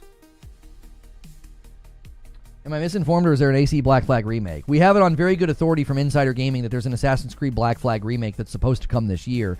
I could see them announcing it at UB Forward and it being a third or fourth quarter release. Yeah, I could see it trying to book it. They could try to bookend the year. because AC Shadows did very well, and they probably didn't want to like make that difficult, you know. Seeds, Lono and Seeds IRL stream on the 17th. Book it. Oh, we got to be careful with that. Like, if we pull out a phone and start streaming somewhere, then people will know where we are. Like, that can be dangerous. Far too many great games this year and not enough time. Feel that. I feel that deep in my soul. It's just like, I'm literally plotting out the calendar. Like, do I have enough time to finish Expedition 33 before Death Stranding 2 comes out? Do I have enough time after Death Stranding 2 comes out before Yote comes out? Like, it's just like, I should. Death Stranding, I should have plenty of time. No, not Yote. Sorry, Lost Soul aside. I'd rather not do that. Weirdos out there. Yeah. Plus, I'm not trying to create content. I'm trying to hang out with a friend. I'm just trying to chill. You know what I'm saying? I'm just trying to chill, bro. I'm just trying to have some beers and some food and, you know, have some laughs. I can't believe you were able to put Expedition 33 down. I plowed through that game. I played it on stream, and I fell in love with it. And I was like, I got to go back to AC Shadows, because I really wanted to finish AC Shadows. I just couldn't do it. I got to like 46 hours, and I was like, I can't. It's too dense. So I picked up Doom, and I said, I think I can finish Doom a lot faster than I could finish Expedition 33. Like, right now with Doom, I've got like 4 missions left. And I can't see how many hours I've played because I've played too many games that shoved it down in the app. I want to say I'm at 20. I'm probably going to only take about 25 hours to beat Doom. I feel like Expedition 33 is going to land closer to 30 to 40 hours for me. And I was just like, I don't feel like I have to take my time with Doom. I can kind of go quick. You know what I mean? I can kind of go fast. Like, I'm not even really looking for all the secrets now, because like the way they set up some of the levels, I was like, like some doors got closed on me that kind of irritated me. I was like, you didn't tell me you were going to close the door, and you're supposed to do that with the new mechanic of like the icon saying you're not going to be able to go back. So some of their level design I thought was poor because I was getting all the secrets. So now that I'm not doing that, I'm going very quickly. You can't really do that in Expedition 33. From everything I've seen and heard, you can't be like, I'm going to go fast. Like, you can do that in Doom. You know what I mean? And you get really strong in Doom. It went from being like, okay, this can be kind of challenging, to like, I can burn down most rooms, mini bosses, and bosses fairly quickly. The only time I actually end up getting kind of cooked is when there's so many of the big targets and one of them shielded. That's tough. You've got to like really navigate the space and not let them see you, because if they do, they're gonna get you. Game Pass is killing Doom sales right now. The hope would be internally Xbox doesn't care about that.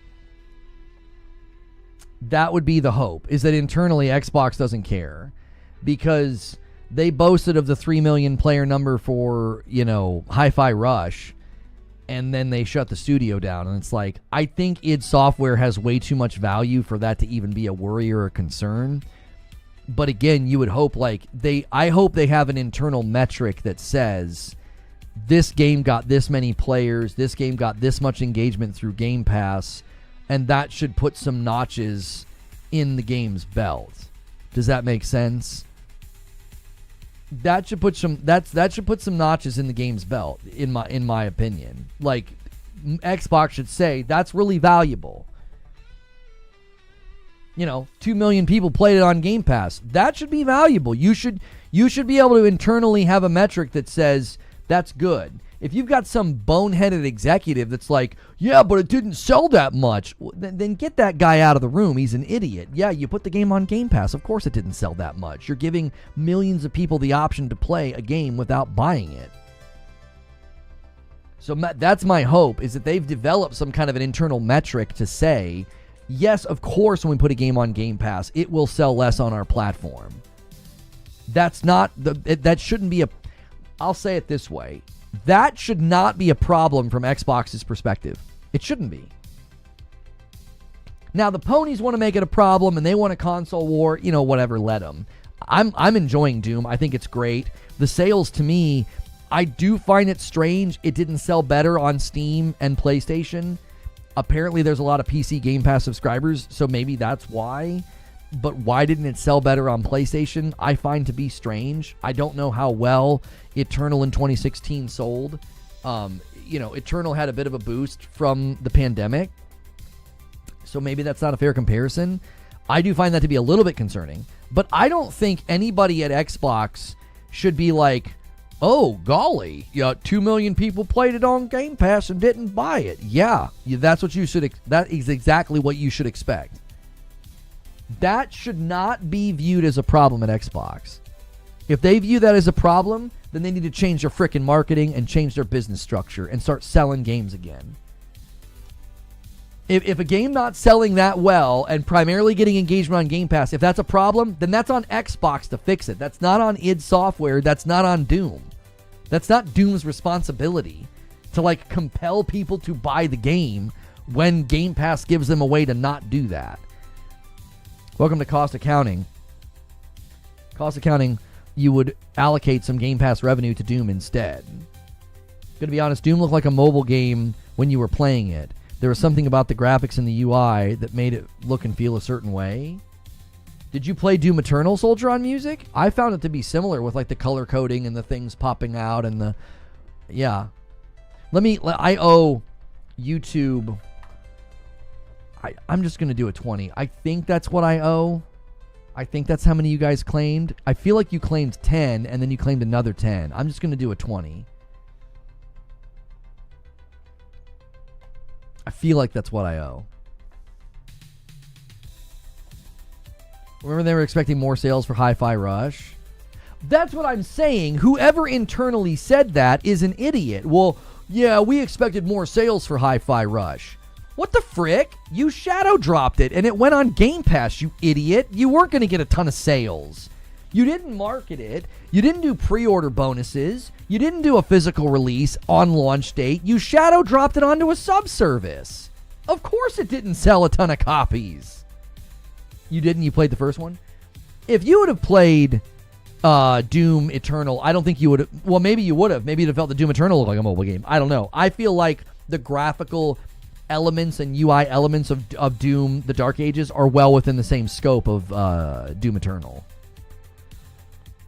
Yeah, if that report was real and accurate, that they weren't happy with the sales of Hi-Fi Rush, then whoever said that is either an absolute moron or maybe they're actively pushing against Game Pass internally. I don't know.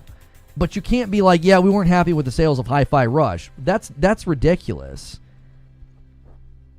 That studio and that game were not responsible for sales. They made a great game, and you shadow dropped it. No marketing, no pre-order bonuses, no physical release. You shadow drop it onto Game Pass, and then you're like, yeah, I don't understand why it didn't sell more. What the frick are you, huh? And then you bring it over to PlayStation, which if you could bring it to Nintendo, I think it would be even more popular on Nintendo. I don't know if there's still efforts to do that or not. Maybe Switch too. I don't know. It feels like a game that would vibe with the Switch audience. But, it is running at a pretty good resolution as well as a frame rate. And maybe that could have been a problem for the Switch. I don't know. Microsoft Games marketing outside of showcases is lackluster. I don't know if I can speak to that. I've not really paid attention to that. De novo, the anti-piracy used for Doom was cracked day one because they launched the game that the EXE didn't have it. So that might explain PC a little. Flesh that out for me, Butters. Are you saying that the de novo kept people from buying it? Or are you saying it got pirated? Because people cracked the anti-piracy, you're saying it got stolen on PC. Hot take, I personally believe Doom's age is showing. Oh, I don't think so. No. I think you can play Doom Eternal right now and it's fantastic. What do you mean? Doom the Dark Ages is just by its nature, it's regressive because it's more of a prequel. You're establishing who the Slayer is, and so his movement in his combat It's more grounded. It's more classic strafey, shooty Doom, which I like. And the parries I think are really fun. Now, I didn't get to watch the whole thing. Asmongold was reacting to somebody's like funny Doom The Dark Ages review. And I did think the guy was right. There is something very, anticlimactic about finally beating a really big boss, and you just go like this. Just like, boom. You just like swipe your shield or kick them, and they just fall over. It is pretty anticlimactic. Like the glory kills, especially on the big guys, it doesn't feel very cool. You're like, bing, bing, bing, bing, bing, bing. You're fighting, and then all of a sudden they're dead, and you just kind of like kick them or like swipe your shield, and then they just fall over. I thought that was actually the video was very comedic, but when he said that, I thought, no, he's right. I have felt that sense of like, that wasn't very climactic. That that was kind of a tough fight, and I just punched them, and then they fall down. Lono, you are old. You rip their heart out? No, you don't. That's not true. You only do that on particular ones. Yeah, like 80% of the big guy fights, you're not ripping their heart out. You just punch them and they fall over. It's only the particular guys that have the symbol above their head that you rip their heart out. That's the problem, is like, it's only when they're like the leaders. Yeah. I'm fighting plenty of big guys, big, huge guys, storming around, swinging, jumping, blah, blah, blah, blah. It's this crazy fight, and then when it's finally time for them to die, I just, like, kick them. And then they fall over. It's like, what? Like, it didn't really bother me, but I definitely felt like it's a little anticlimactic. It's like it's this big, huge enemy, and then you just kind of brush them out of the frame. Yeah, the pulling of the heart out is awesome. You're like, it's a great ender to a tough fight. It's a really, really good climax. Like, that felt great. Pause. Cal with 36 months on Twitch. Thank you so much for doing that. Let's add to the total here. There we go. You also do decapitations to non-bosses. I can't figure out how to trigger that, Lord Horg. It does it sometimes, and it's awesome. It's super dope when it happens. You do need to jump and press the button. Sometimes it does. Like, I've jumped and like chopped off the one, like the guys that like ride on the back, and then you end up fighting the guy after you've knocked him off. You fight the thing he was riding on. But a lot of the times I've jumped and tried to do it, and like it doesn't do it. I just punch them out of the way. Yo, what's good, Feed? I see you in the chat. When the enemies flash, it depends on your angle. That's what I mean. It's not consistent. It isn't. I would say 80 to 90% of the time, I just melee them and they fall down. It's super anticlimactic. There's been a couple of times I'm like, yo, that was sick, and like, and I like cut their head off, but I can't get it to consistently do it. I wasn't that concerned with the glory kills thing. I don't know what that was, but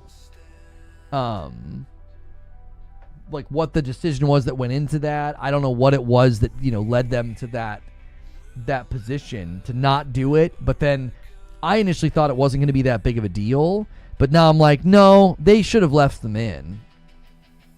They patched Kazan again. It's in a really good place right now.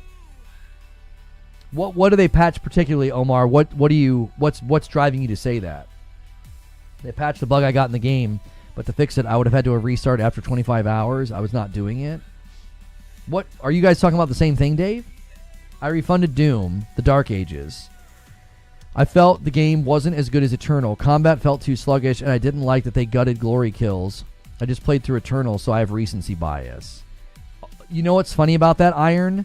I said that the other day. I said I think a bunch of people played Doom Eternal to get ready for this, and I think it ruined the Dark Ages for them. I've not played Doom 2016 and Eternal for a really long time, so I think it helped me enjoy it more.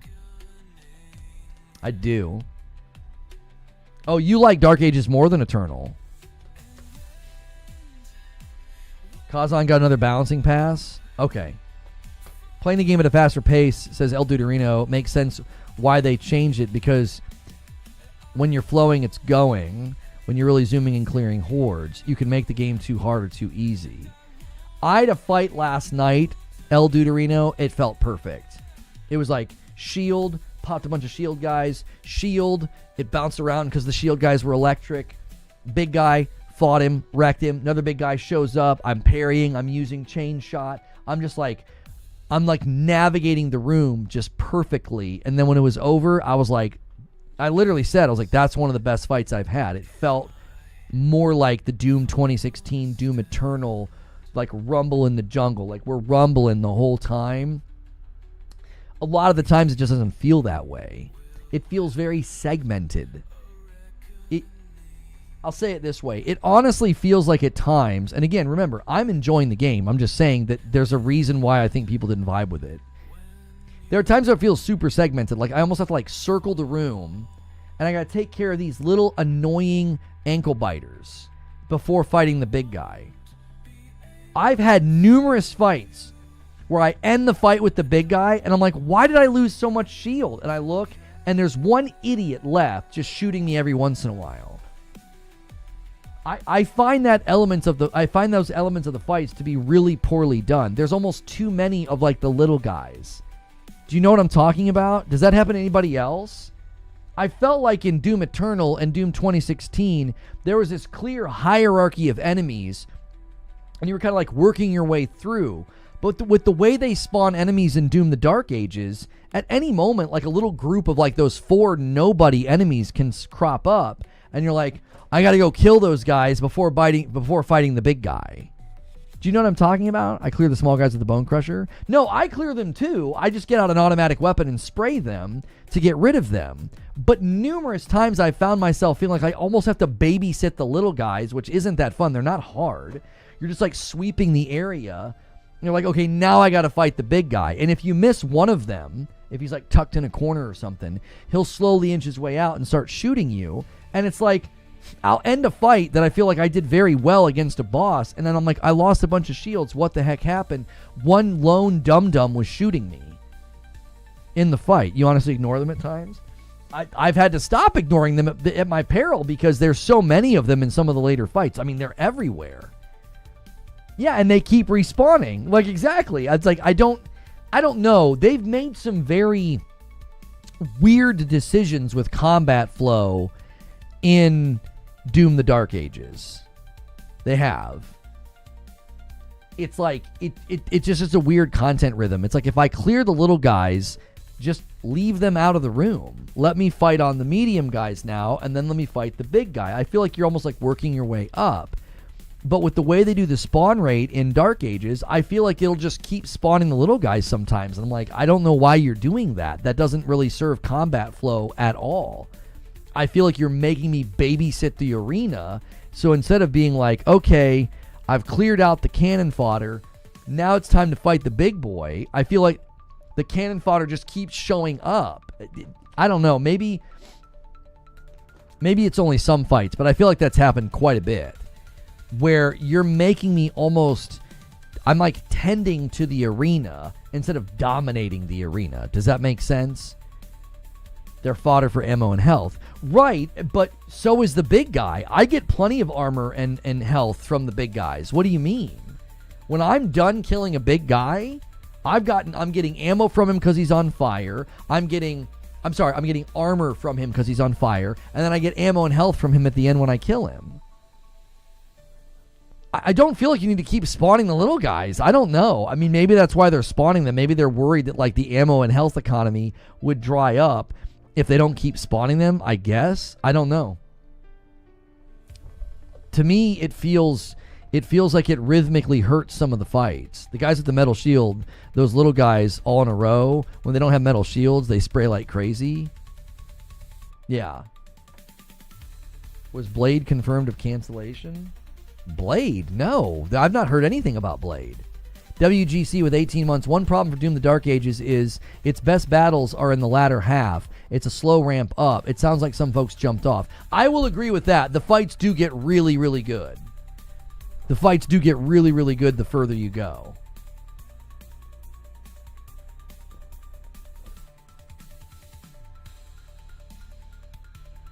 You're saying there's rumors? It's Black Panther that was canceled. I've not heard anything about Blade. Where did you hear about Blade? I'm not seeing anything in the news feeds about Blade. I think you're getting confused. I would be super bummed if Blade got canceled. The most recent report is that it's going to be third person.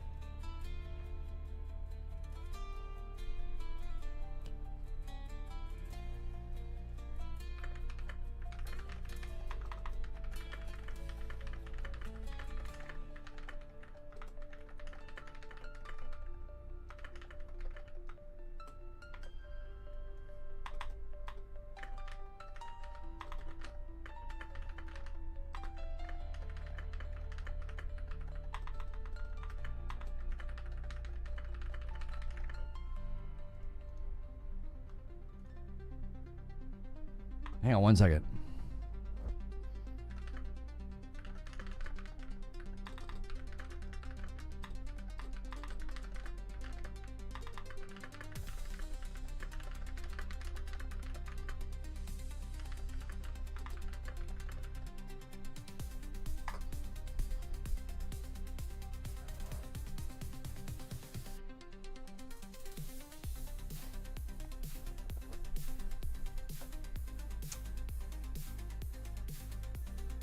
Amy Hennig? I hope Amy Schumer's Captain America Black Panther game doesn't get canceled. I think that would be an amazing game. I'm be real with y'all. Can we get Amy Schumer to create a Captain America Black Panther game? I think it would be incredible.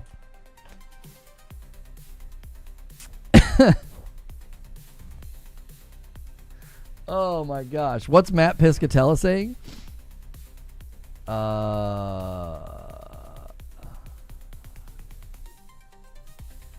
I've made the choice to be accessible on here to hopefully try to help those who get to gain some perspective on some dignity and how they choose to interact. In a 557-word post to end all posts, Gearbox Randy Pitchford fully lays out the misunderstanding on Borderlands 4 $80 comments. I don't want anyone to pay any more than they should. I tried to tell people that, like, everybody was reading his comment in the worst way possible. The problem was that he got flippant. It wasn't an actual thing that he felt or believed, right? Like, he wasn't, like, literally saying, you're not a real fan if you're not willing to spend $80. He wasn't saying that. It was obvious he wasn't saying that. We read everything in the worst light possible every single frickin' time. It's like, Jiminy Christmas. Like, I knew. It's like, anybody that is familiar at all with him or the Borderlands games or their feel or vibe doesn't think that that's what he meant. Watch Asmon's video on $80 games. It's good.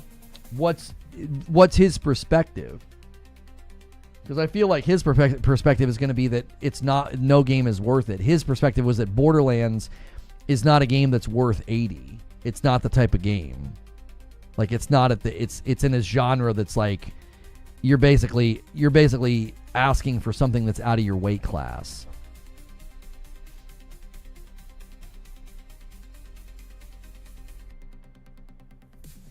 If he was a real dev, he'd find a way to make the game worth 80. Which is precisely what he said when the question was first asked of him, Kevin.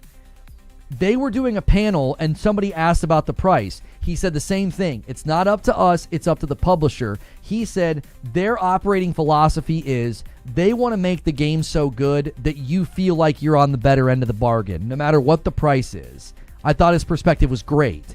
He gets on Twitter and it's like, he just kind of gets a little free and loose. He's a loose cannon, always has been a loose cannon. And he tells the guys, like, look, man, it's not up to me. Real fans will figure it out, dude. Like, I had to do this when I was working at an ice cream shop. And I knew, like, the tone of what he was saying. He was not saying, if you're a real fan, you'll be fine with 80. Like, he was literally saying, we're in this together, man. I don't make the call. It's not my call. You know? Asman, nothing he says means anything to me. Oh, wait, hang on. What? People paid $250 for collector's editions of Borderlands 2 and 3.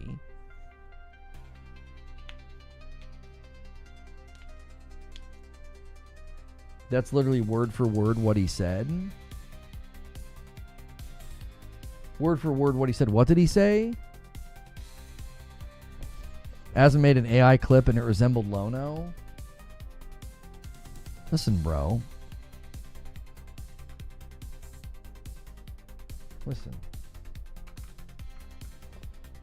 Like, I know it's hip to do call-out culture, but look, dude.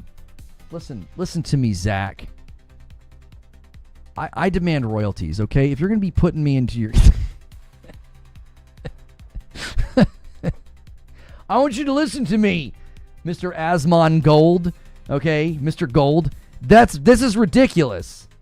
Okay? This is copyright infringement.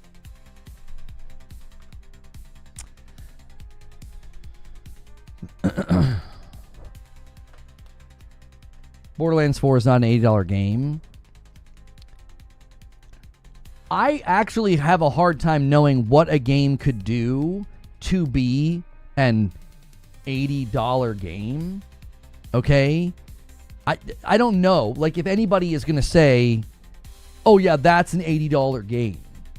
I actually agree with Asmongold. I don't think Borderlands 4 gives off the vibe of like, oh, yeah, that's an $80 game. It's not like when Breath of the Wild came out and then Tears of the Kingdom came out. Like, those are the kind of games you think that are like, they're well worth top shelf because you know you're going to play them for hundreds of hours. And you know, like Elden Ring, you're going to play for hundreds of hours. The average consumer, I know you can play Borderlands for hundreds of hours. Believe me, I played Borderlands 2 a stupid amount, right? I made multiple characters, multiple playthroughs, streamed it a bunch, blah, blah, blah. But the average consumer is going to view Borderlands as a one and done. They're going to play through once with like a character that they think is cool, and then that's going to be the end of it. And they're probably going to think, no, that's not an $80 game. I actually think replay value does matter, and I think games like Borderlands have a ridiculous amount of replay value. And then you could argue, oh, no, that makes it worth 80. But I think the average consumer is going to say, no, it's not worth 80. No. They're going to look at the tone. They're going to look at the vibe. They're going to look at the feel. They're going to be like, it's a looter shooter. No, it's not worth 80. That's what the average consumer is going to conclude, I think. You know. And I think that right now, the $80, it's kind of like the standoff where like everybody's got a gun at each other. Like everybody's kind of waiting for somebody to make the first move. Nobody wants to do it. Like Mario Kart at 80, but then nothing else really is. And then Xbox is like, yeah, we're going to do premium games at 82, but we don't really know what that is. We've not really seen it. Everybody's sort of like, hold. Nobody be the first. Like Nintendo was kind of the first, but Nintendo also said that's not our new standard pricing. Like Doug Bowser's like, yeah, that's not our new standard pricing. There's plenty of games coming out for Nintendo that are at the 70. So nobody wants to be the one to walk out and like do it. Because like Mario Kart, but then you can bundle and get it for 50. So like it's kind of in a weird category. It's also Nintendo. So like with Gearbox and Borderlands, Randy should have just been like, it's not up to us. The publisher's trying to figure it out. You'll know the price when pre-orders go live. I think there's a reason they haven't done pre-orders yet. They don't want to be one of the first games to say, yeah, we're 80. I think what they might be waiting on, what a lot of people are probably waiting on, is Call of Duty.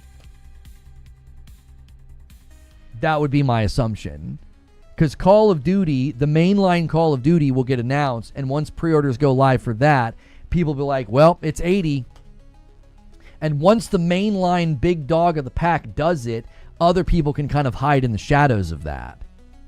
Does that make sense? Like, I think a lot of the studios and publishers are probably waiting for the mainline games to do it. Like, if you get a COD to do it, and then you get, I don't know, that'd probably be the biggest game this year that could potentially, outside of like Mario Kart, that'd be the biggest game this year that could do it. Because we're no longer getting GTA 6 this year. So, the benefit to the consumer to me is that it will open up the landscape for more $50 and $60 games. I think you're going to see more studios say, we can be pretty competitive in the market at 50 and 60, like what we saw happen with Expedition 33, and that's a benefit to you. And then if a mainline game is successful at 80, they'll keep doing it, like if COD does it at 80, it's fine. If Nintendo feels like it had an impact on demand, they'll be more skittish. They won't be so bullish with 80. If Mario Kart does perfectly fine, they'll be more bullish with 80. They'll charge 80 probably for the mainline Mario or the mainline Zelda games. I think that's an easy bet to place. If Mario Kart seems completely unaffected by the $80 price point, they will then feel emboldened to be bullish with the mainline Mario and Zelda titles. I personally think that Borderlands should avoid being 80. I think that they should. I think that's pretty bold to be like, well, if like big mainline games like a Mario Kart, a globally popular, like 75 million copies sold on the previous title, if they do it, we can do it. No, I don't think so. If Call of Duty does it, we can do it. I think you should sit at 70 and sit beneath that hemisphere, and that's going to make for better optics for your game. But the publishers are going to do their own research and come to their own conclusion. Borderlands is huge. Borderlands is not anywhere near like a Mario Kart or a Call of Duty. No.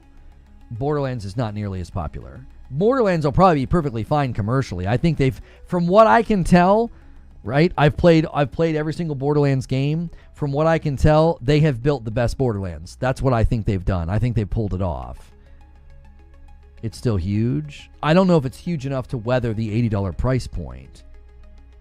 The publisher's going to do their own research and determine, is this going to hurt the marketability of this game enough to not do it? Right? That's what will determine whether or not they do it. The determining factor will be, will it hinder demand enough that we would make more money at 70? If they determine that it won't hinder demand enough and they'll make more money at 80, they will do it. They will. Mario Kart and Xbox have lit the green light for $80 games. They have. If it was just Mario Kart and nobody else was doing it, I think people and publishers would be more skittish. But when Xbox comes out and says premium games are going to be 80 and you know they've got Call of Duty in their bank, you're like, oh, well, it's probably time for the rest of us to consider 80. No one will really know until the game is released with the price tag, and the main factor for games right now would be quality over quantity. A VIP renewal from Sam at 28 months. Even for it being Borderlands, I still think they're going to have no trouble at 80. I still think it matters, and that bumps the line at 89, thank you. I still think it matters with respect to what other big games in the industry decides to do. I think that's going to play a factor. If you can get like an official pre-order, website and price point, and the public realizes that the next Call of Duty is $80, there you go. I think more and more companies will feel emboldened.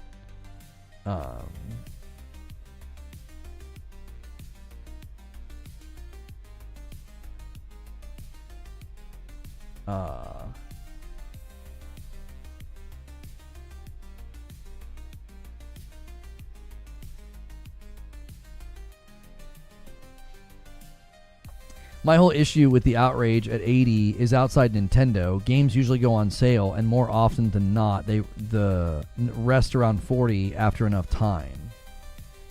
Yeah, I mean, I would say that the issue with Nintendo in general would be that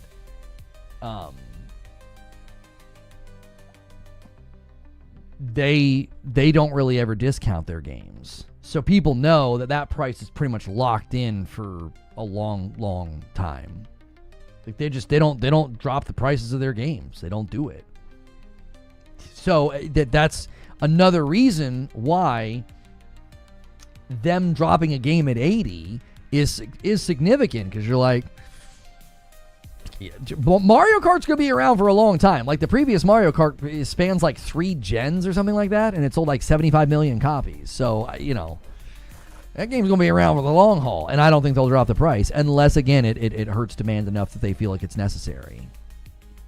I think it boils down to gamers feel that the price has gone up, but the quality hasn't gone up with it. In some cases, there are examples of games that the value far exceeds the price, like Expedition 33. I actually think that game quality has gone up, and I think we focus on the bad actors to argue that it's gone down, and I also think people have become desensitized to improvements. I think the games I've played this gen are some of the best looking, best games that I've played. I think game quality has gone significantly up.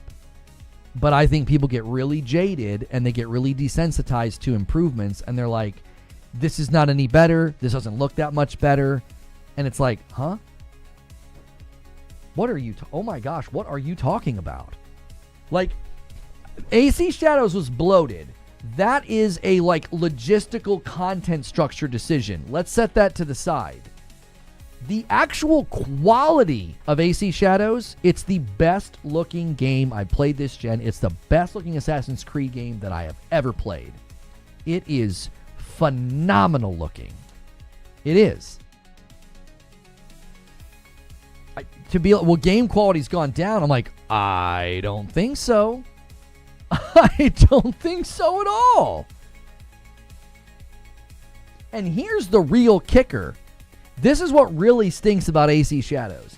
If AC Shadows would have landed in a gaming drought, people would have been over the moon at the size. They'd have been like, oh, there's just so much to do. I can live in the game for 100-something hours. Like, that's another thing we've got to talk about. AC Shadows' size gets interpreted internally as a negative for me. It does. Like, But at the same time, it's like, that's not an objective quality reduction. Some would say it's a quality increase. Like, the game's enormous. You can live in the game for hundreds of hours. It's bigger than every Assassin's Creed made except for Valhalla.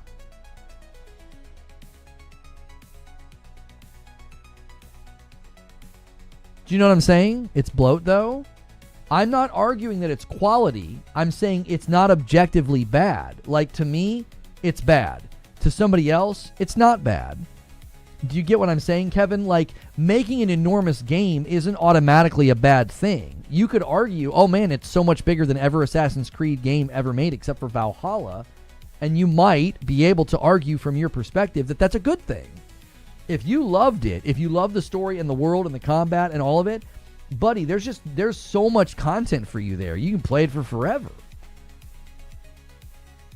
Do you see what I'm saying? You can't argue that quality has gone down when the biggest knock against Assassin's Creed Shadows is that it's too big and bloated. That's not an objective problem. That's not an objective quality degradation. It isn't. Because it could be viewed as a good thing. Objective quality degradation is like the way that Jedi Survivor launched. Like, it ran like crap and had screen tearing and hitching and what the frick is this? Like, bugs, glitches, lack of polish. You know what I mean? That is objective. Like, that's bad. Like, what the heck did you guys do? That's not the norm, though. I feel like it's easy to, like, cherry pick the bad actors and be like, yeah, game quality has really gone down. It's like, but has it? I don't think that it has. I think that we're really jaded, and I think that we're really desensitized to improvements. I think we're numb at some level. Like, we consume so much content, so many shows, and so many movies, and so many games. I think it's hard for entertainment and games to wow us. I think it's really hard for anybody to feel like their hair's getting blown back. Like, oh my gosh! Some of the improvements are not tectonic either. I think that's another thing. I talk about that when I talk about the metamorphosis principle. The metamorphosis principle is that you've gone through a metamorphosis as a gamer, and for a long, long time, every time you played a new game, it was insanely better than the last game. That's not happening anymore. AC Shadows is way better looking than Valhalla, Odyssey, and Origins, but not by like a mountain. Like, it's better. It's generationally better on the Pro especially. But if you're playing AC Shadows on the base PS5 and you're playing like performance mode, it's not leaps and bounds better than Valhalla and Origins. You see what I'm saying? Like, the leap is smaller, and that makes it harder to detect.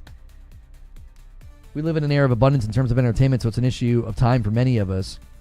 And for the rest, they're looking for that massive leap, and they're not getting that leap that often. Right. So the experience is getting hit from both ends, Ginger. It's like it's getting hit from one end of, like, you've played so many dadgum games, it's going to be hard to give you something new and impressive. Also, you've played so many dadgum games and you consume so much entertainment, you're very, like, desensitized and you're numb to having your dopamine go, oh my gosh, like, it's hard to get you there. And it's also getting hit from the side of the graphical leaps and the improvements aren't as big anymore. They're smaller. They're there. So it's like somebody ends up then playing a game like that and they're like, this just doesn't seem any better than the last one. It's easy to get to that conclusion because of everything we just listed. It's like you're so desensitized and you're so numb, to the improvements. Dave says, did Bungie make a deal with that artist? How can the game come out at all with all the stolen artwork in the game? Well, sorry, hang on. I should put this up on the screen. People are using the question command. What is going on? I'm not moving things around in OBS. Why is that happening? Oh, I think I'm clicking out of the frame and I'm bumping Q&A because I'm trying to get the red boxes to go away. If you guys are familiar with OBS, anytime you click on something, there's a red box around it. I think I'm clicking on the member count, changing the member count, and when I go to click off, I think I'm accidentally clicking on Q&A. I was like, why does my Q&A crop keep getting screwed up? Anyway, you guys can use the question command and submit questions, and they can be featured like this. And he says, did Bungie make a deal with the artists? How can the game come out with all the stolen artwork in the game? Well, I don't know if they made a deal with the artists, but they were committed to pulling all the artwork out. So when they did their AMA, they were asked, why wouldn't you just leave the artwork in and make a deal with the artist, since it has, it is such a pivotal part of the art and feel of the game? That was a question during the AMA live stream disaster. Yeah. That's an interesting take. I never looked at it that way. Gaming's never been better. Yeah, I mean, I've rolled credits on Death Stranding 1, Final Fantasy 16, Tales of Iron 1 and 2, Plague Tale Requiem, Space Marine 2. I'm close to finishing Doom: The Dark Ages. I had a good time in AC Shadows, even though I had to stop because I was getting a little burned out. I had a great time in AC Shadows. We're 5 months into the year. That's like 7 games. I'm probably leaving some out that I finished. I'm probably leaving some games out that I rolled credits on. Oh, Kane and Bridge of Spirits I rolled credits on this year as well. I was working through my backlog. I feel like I'm missing some. Blueprints. I played a lot of Blueprints with my wife. That was really fun. We're really enjoying RoboQuest. Yep, I rolled credits on 9 Souls. Yeah, that's like roughly 10 games that I've played and enjoyed and finished this year, and we're 5 months into the year. That's 2 games a month. I don't know. I feel like if you're really particular in choosing games and not just playing everything, I don't know, man. Yeah, first Berserker Kazan, I want to play that. Blades of Fire, I want to play that. I'm trying to get back to Expedition 33. That's 3 games that I can't even get to because I'm trying to finish games. So I've basically played and completed or enjoyed 10 games already this year, and I've got 3 that I'm like fighting to get back to. And on the horizon, we've got Shadow Labyrinth, the Pac-Man game I showed you guys this morning, Death Stranding 2, Lost Soul Aside, Ghosts of Yote, Mafia the Old Country, Borderlands 4. Like, I don't know, man. I feel like and I don't think anybody here is being cynical, but I feel like, yeah, I didn't get to finish Kingdom Come Deliverance 2 or Monster Hunter Wilds. Monhun's not really my vibe, and Kingdom Come Deliverance, I was hoping they would bring mods to the console so I could get the free save mod that people use on PC. Because I think that was a high quality game. Oh, Split Fiction. I rolled credits on Split Fiction with my wife and Hilly. I had a blast with Split Fiction. I'm here to tell you, man. I don't know, dude. Gaming is fine. I played Concord, Veilguard, and Avowed. Gaming stinks. Right? Like, what are you playing? What are you playing? What are you putting in the hopper of your gaming? Here's one from Dietrich. That's a good question, Lono. How much do you think games in general should cost, considering you may not know the exact overhead for the game production? What cost would you feel comfortable paying as a median price for games? I can't answer this question because, like, every game is different. And every game offers something different to me. $80 for Borderlands doesn't bother me because I know what I'm going to get out of it. I know I'm going to play it with you guys. I know I'm going to play it with my wife. I know I'm going to play it by myself. I'm going to play the snot out of Borderlands. I know I'm going to. I mean, unless they really have just made another stinker, like I did not enjoy Borderlands 3. Unless they've just made another total stinker of a game. I feel like, yeah, I'm probably going to get my worth out of that. But then I also know there's going to be a lot of open room in the market for $40 and $50 games like Expedition 33. So I can't be like, oh, this is where I think the price median of games should land. That's an almost impossible question to answer. Sydney Sweeney is releasing a men's soap called Bathwater Bliss with Dr. Squatch. 5,000 bars of soap are infused with her own bathwater. Dear Lord.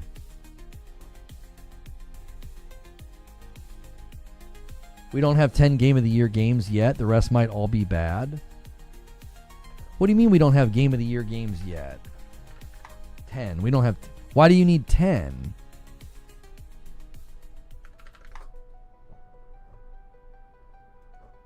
Some of these people need Jesus. I'll say it. Good Lord. Okay, all platforms this year. Let's just scroll through. Expedition 33, Split Fiction, Kingdom Come Deliverance 2, Blueprints, Monhun Wilds. These 5 alone could all get nominated for Game of the Year. I don't know what you're talking about. They've been highly praised. They've been highly praised. I heard really good things about Citizen Sleeper 2. All right, that's just the top 20 games this year. I don't think Doom the Dark Ages is like Game of the Year worthy. Oh, I forgot about this. I rolled credits on Ender Magnolia. I loved this game. Ender Magnolia was fantastic Metroidvania. I would say skip Ender Lilies. I don't think Ender Lilies is nearly as good. The dodging and the iframes are frustrating. Ender Magnolia fixes all those problems. I think they took feedback on their first game and they properly implemented it. Ender Magnolia is wonderful. Oblivion Remastered, obviously not like Game of the Year contender because it's a remaster, but still highly praised. Like a Dragon Pirate Yakuza, people seem to really like that. People were excited about the Ninja Gaiden thing. AC Shadows was great. I don't think it's a Game of the Year contender, but why does a game have to be a Game of the Year contender to like mean the year is going well? Dave says we need 10 slots. What do you mean? Why do we need 10 slots? Midnight Walk was great. I played that, loved it, showed it to you guys. People are really enjoying Kazan. Days Gone Remastered is great for the people who missed out on it the first time around. There were people that really liked Avowed. I didn't. I liked Tales of Iron 2.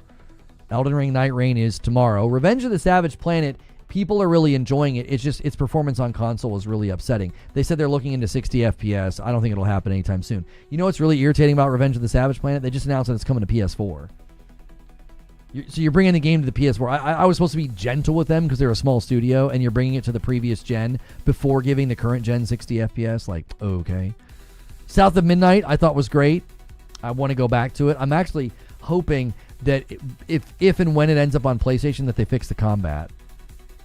I don't think I would go back to it because of the combat. Adamfall, people liked it. It didn't do exceptionally well, but it did fine. Yeah, I don't know, man. We're 5 months into the year. That's a lot of games that are doing well. My point was, says Dave, this year there are so many games we're going to need 10 slots. Oh, yeah, I think it's going to be really hard to get into the Game of the Year nomination category. It's going to be really tough.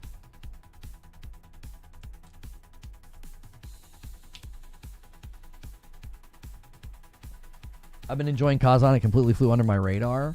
I tried to put it on y'all's radar. You might not have been around when I was doing that, Anime Zoe. I played the beta and then the demo, and I told people, I was like, this game is sick. This game's got it. It felt really good. I streamed it once with you guys, and like I really, really stuck it out with the one boss, like getting the parry timing down, and I beat him, and it just felt so dadgum good. I was like, this game's special. And then when the game officially released, I showcased the easy mode to show people that it's actually not easy.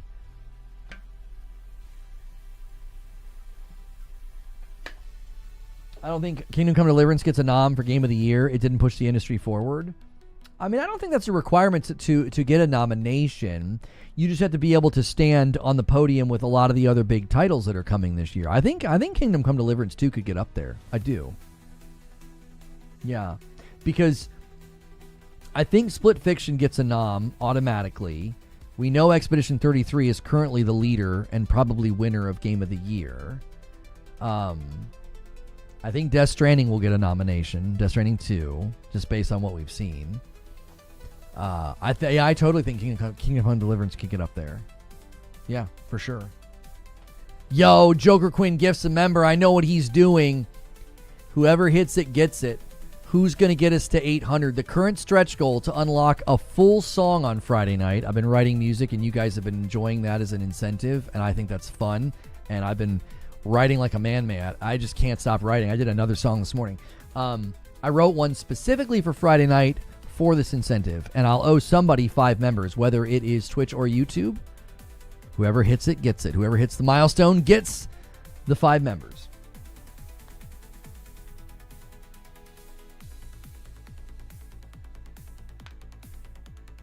The wife and I swapped, and now I'm not driving, so I can type. Yo, what's good, Lone Wolf? Let's be real, only 2 games that will be going head-to-head for Game of the Year. Expedition 33 and Death Stranding 2. I agree with you. I don't think anything else has a shot at winning. You know, Hell Is Us is coming as well, Risick says. Yeah, like Mafia the Old Country could snag a nomination. Hell Is Us could snag a nomination. I don't think Borderlands stands a shot. Yote could get nominated. I don't think it could win. Yote could get nominated. It could. Yote could actually end up scoring better than Tsushima and getting nominated. It's possible. Yeah, Blueprints could get a nomination. Split Fiction could get a nomination. Yeah, it's a tough freaking category this year. I think Expedition 33 is going to win. I think so. I'm to the point now where I don't think anything can beat it. I don't. It's over. Like the love that people have for that game will not be unseated by anything this year. No way. As great as Kojima is, and as great as Death Stranding 2 looks, I don't think so. I do not think that game will land strong enough. Because listen to what I'm saying. You got to unseat this love and this just. It is in a special place in people's heart right now. People look at Expedition 33 with a sense of like admiration, and it's just like endearing, and they just they feel so fuzzy and good about it. You have to unseat that to win Game of the Year. I don't think you do. I don't think anybody can do it. I don't think it's possible. The way people are memeing and talking about the soundtrack and the characters and the story and the gameplay, I just don't think so. It's ingrained into like the veins of people's minds. It's like it's over. You've got to unseat that. I don't know how you unseat that with sequels.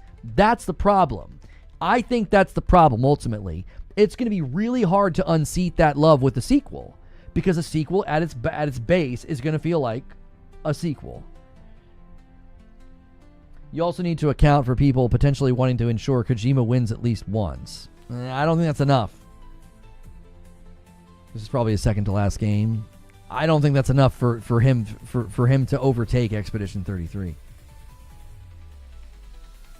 I'm saying I think he's the only one that can do it.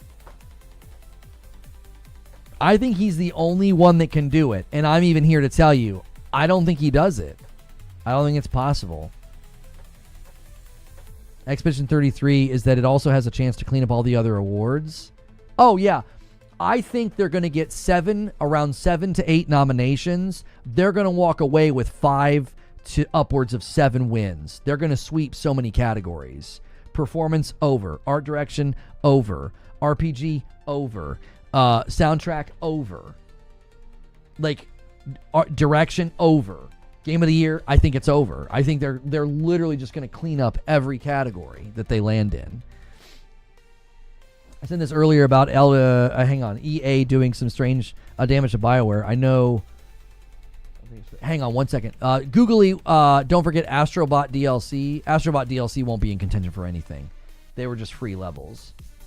I know we've moved past it. I recall correctly, EA did force BioWare to switch engines. No, that's not true. No, I think a lot of us were mistaken on that, Lone Wolf. I thought the exact same thing. They were heavily incentivized to use it. Ultimately, the decision came down to BioWare, and they chose to use that engine for financial reasons. It ensured they got better royalties on the game. Something about that.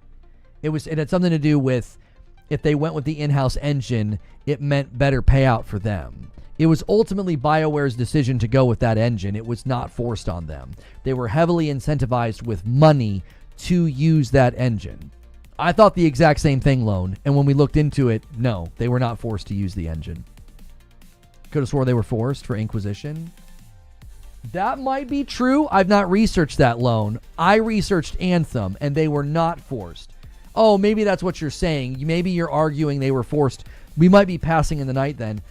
I'm speaking to Anthem.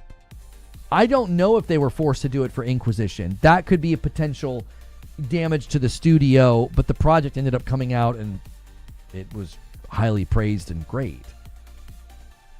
You're saying they had to for Inquisition? I wasn't aware of that. I was speaking to Anthem. I thought Inquisition was praised. I thought people liked Dragon Age Inquisition.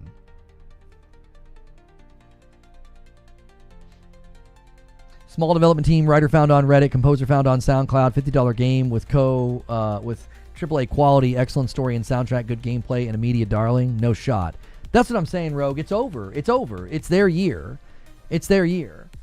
They are the Baldur's Gate 3 of 2025. It's over. Expedition 33 has taken like every category they land in. I mean it. I love Death Stranding 1. I think Kojima's great. I think he's a visionary. I think he's brilliant. Even I don't think he can overtake what the status that it's hit. It's hit saint-like status. Yeah, I thought Inquisition won Game of the Year. Origins was better than every other game. I mean, Inquisition was received very well. It did very well. You may not have liked it, but I don't think them being forced to use the engine hurt. It didn't seem to hurt the game at all. Seemed to do great. Now, internally, to Lone Wolf's point, internally, it could have been bad for the studio. It could have been damaging. It could have been the reason they had to crunch. So to his point, you could argue that at that level, EA did hurt the studio. And I would concede that point. I think overall, a lot of BioWare's problems felt self-inflicted.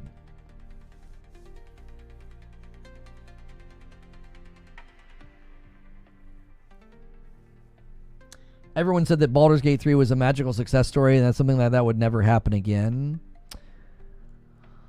I don't know if people said that it would never happen again. Even Larian CEO said who would win Game of the Year in the future, and he basically described,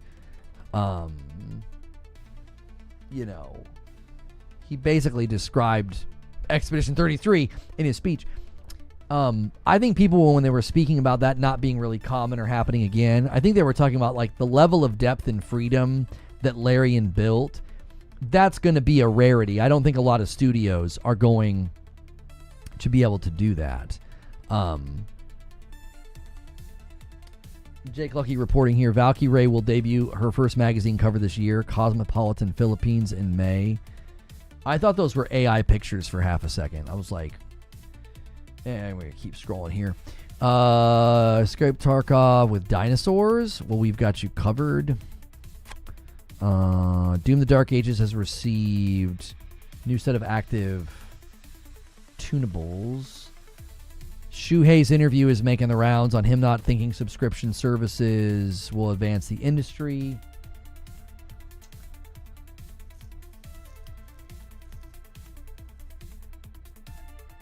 Yote's an adventure game, I thought. You just pick things from a skill tree. I don't think anybody would classify Yote as an RPG. It would be... They have RPG elements. Like Tsushima has RPG elements. I wouldn't class... When someone says open world action adventure RPG, I think that is fine. Like, you could describe Tsushima as an open world action adventure RPG. When action adventure is like in front of RPG, I feel like we all know what we're describing. I feel like we all know that. We know that we're not describing like a Baldur's Gate 3 CRPG or like, you know, a Final Fantasy traditional turn-based RPG or like a, you know, Kingdom Come Deliverance, super in-depth, crazy sim level RPG. We all know what we're saying. I think people get really persnickety about RPG and it's just pointless. It's like, when I tell you that Ghost of Tsushima is an open world action adventure RPG, you're not like, huh? What's that? Like, you know what I'm describing. I don't think there's a reason to be. The level of gatekeeping people are with RPG, I think, is stupid and unproductive. One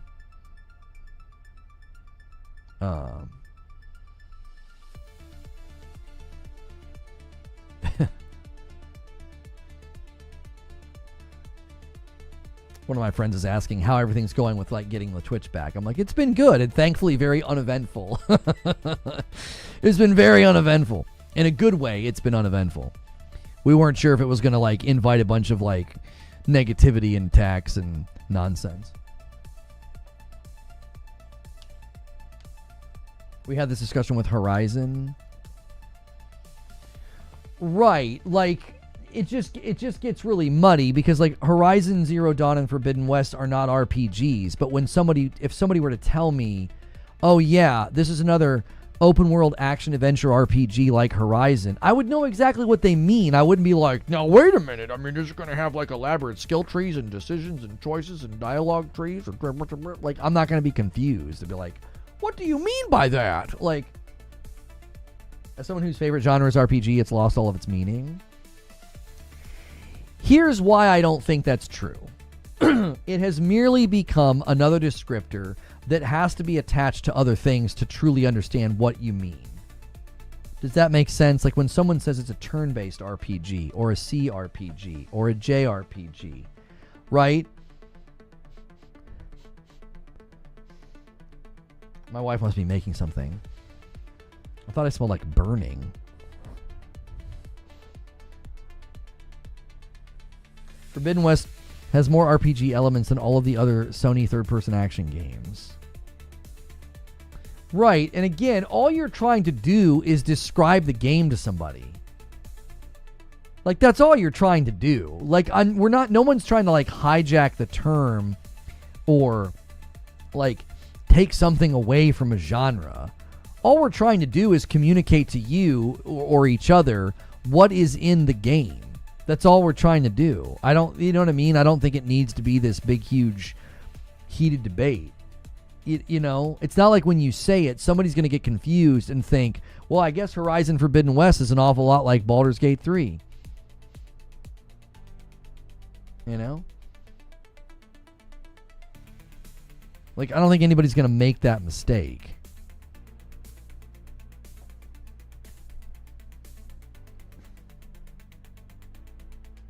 Project Warlock. I saw that bundled with something yesterday. What's this game again? I feel like I've seen it. Yeah, it's a boomer shooter. Yeah. Inspired by FPS classics like Quake and Doom 64, Project Warlock 2 is the explosive boomer shooter sequel that you were too shy to ask for. It literally just came out a day ago. 70... I don't know. Wait. Huh? This doesn't make any sense. Was this in early This must have been in early access. Because its release date is a day old. So why would the score look like this? 77 overall, but 87 in the last 30 days. So this is probably the 1.0 reviews. This is reviews since it's been in early access, I'm going to assume, right? So 1.0 was yesterday. Okay, I was like, what the frick? Yeah, this looks kind of sick. Yeah. This is kind of sick. So let's see here. It's on sale right now, boys. $8.50. So if you like to snag games like this one, they're on sale. Oh, I think it was bundled with Forgive Me Father. Is it the same devs for Forgive Me Father? Buckshot Software? Is it the same guys? No. Is it the same publisher? Does anybody know why they're being bundled? Is it just because they're similar? So this is a Lovecraftian boomer shooter called Forgive Me Father. It's been out for a while. 87, 84 overall. Came out October last year. I feel like, is Forgive Me Father 2 coming to other platforms? I feel like it is. I can't remember.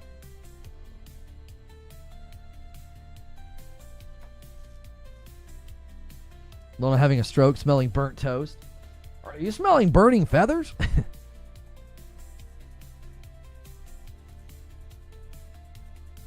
Don't know why they're together. I think sometimes studios just do that when their games are similar. They'll just do fun bundles like that. They're just it's two, graphically similar boomer shooters, maybe. Maybe that's why they do it.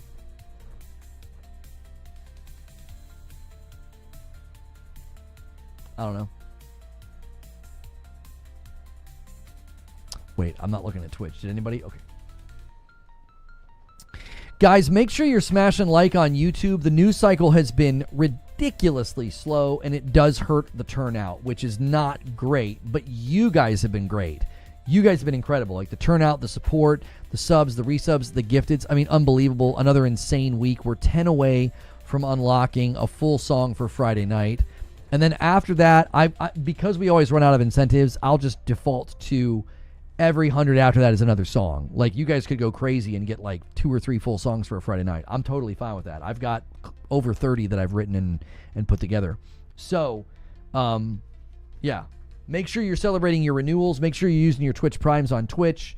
And again, we're 10 away. I'll owe somebody 5. That's what we've been doing. Whoever hits it gets it. Twitch went on a run earlier. YouTube came out ahead ultimately, though. But whoever drops the 10 bomb will get that. I tell you what, I'll just match it. Let's just match it since we're so high. If we get a 10 bomb in the next 5 minutes, I'll drop a 10 bomb. I'll just match the 10 bomb. Whoever does it, whichever platform does it first. Throwing it down. Throwing down the gauntlet. Let's just round it out. Round out. I forgot to put the coffee in frame this morning. Somebody ordered coffee yesterday, I think.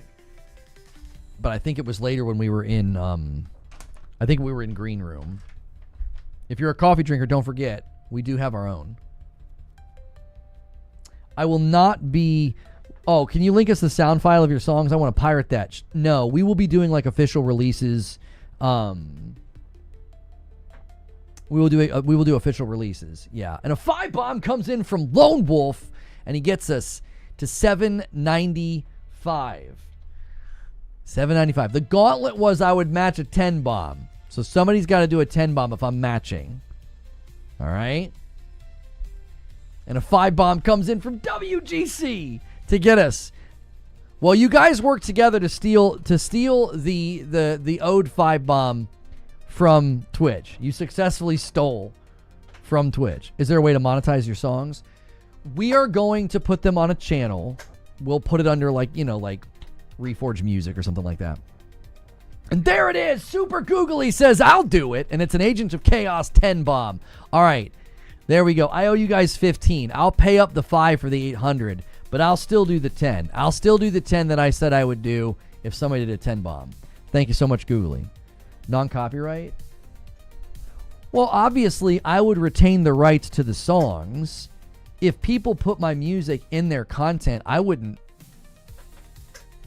Now, if they're just re-uploading, I would take issue with that. I would request those to be taken down. That's not the same. If somebody like plays the song and like reacts to it, analyzes it, makes fun of it, I don't freaking care.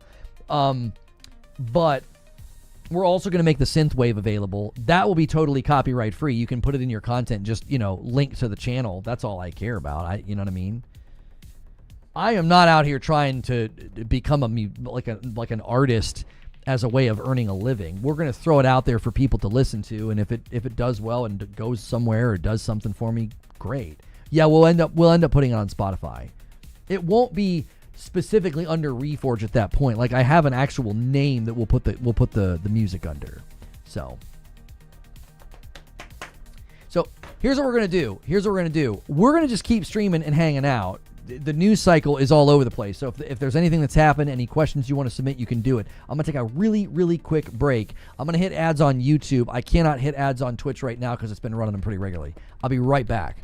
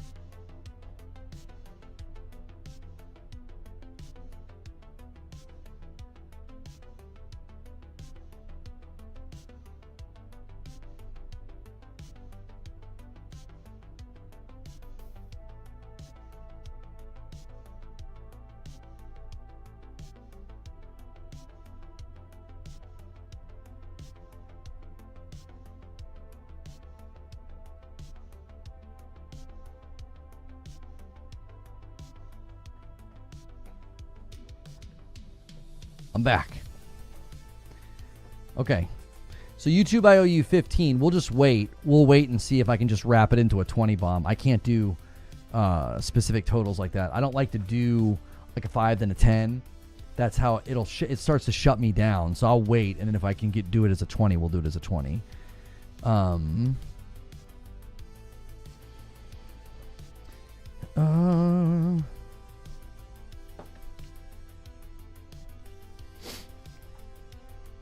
And there should be something coming up. You guys know that we work with Sprecher. If you guys want to order more, or you order Sprecher, or you're a soda drinker, you can try it. Use my code. Use the soda command. Use code Lono over there. That does support me. That is a sponsor that we work with.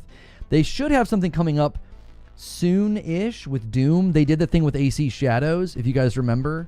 They did the AC Shadows cans. So they should be doing something fun with Doom soonish. Did you try deliver at all cost? I did not. They offered me a code, and it did not look like the kind of game that I wanted to like cover. So I declined the code. I only ever take codes if I'm going to actually like cover the game. So I politely declined it. It looked cool, but it was just like, It was a little bit of a non-starter. You know what I should probably start doing is seeing if I can accept the codes to just stream them on Twitch. I'm happy to do that. Creating content on YouTube is a little bit more touchy. Like you need to make a video or a stream by itself, and then it kind of needs to do well, or it's bad for us. You know, does that make sense? But I could probably start accepting keys and just cover them on Twitch. That gets you guys more content. That gets the studios more, more coverage and more eyes on their game. I'll have to think through what that looks like, because that would give us the opportunity to create more content for you guys, to be like, hey, rather than turning these keys down because we feel like, that's kind of a non-starter as a YouTube video, just stream it, on Twitch. We would still stream it for YouTube, but we would just be in like green room or something. Does that make sense? Question about the coffee. I use a French press and it's finicky about the ground size. Is it more coarse or fine ground? People in chat could commentate, Silent. I think there are people who do French press with our coffee. I think it's a fine ground. It's not really, I don't think it's really coarse. But people in chat could chime in. I just do drip. So, like just your classic drip coffee maker. If you guys are coffee drinkers and you've never tried out our Reforge roast, I think it really is. I mean, I think it's fairly priced. Like if you order coffee like this on the regular, we have a light, medium, and a dark. This is just supporting the business. I mean, this is, if you're already buying coffees from somebody, you could try ours for, a week or a month and just swap it out with whatever you're already having. It's got balanced acidity and low acidity.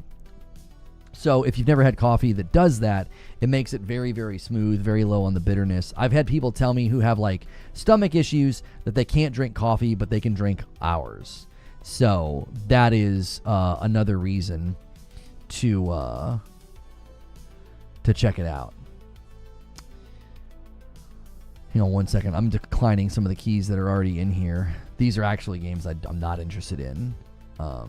We're getting a lot more key offers because of suddenly having the Twitch channel attached to my account over there. We have a larger footprint of reach.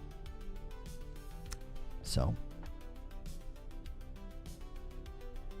Hollow says, trust me, I get it. My wife won't drink anything else now.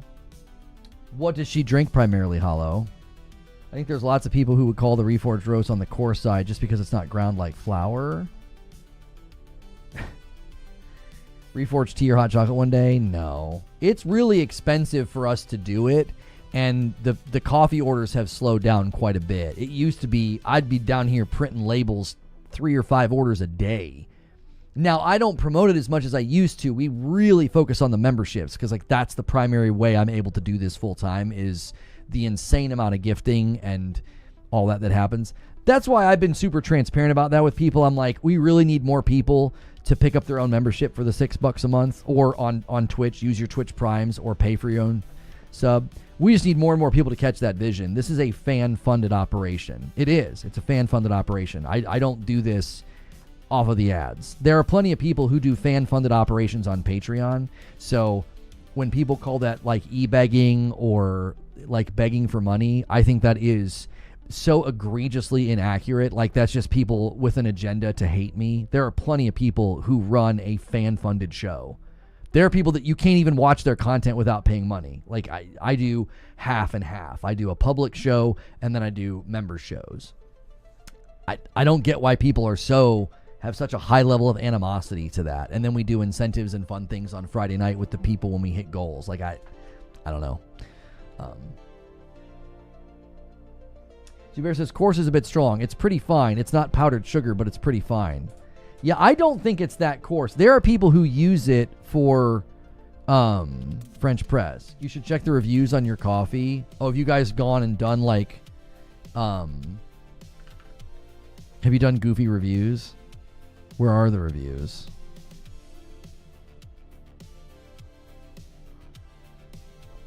How do you see the review? Do you have to like click on the actual product? Okay, so a review on Frickmas Blend says, probably my favorite.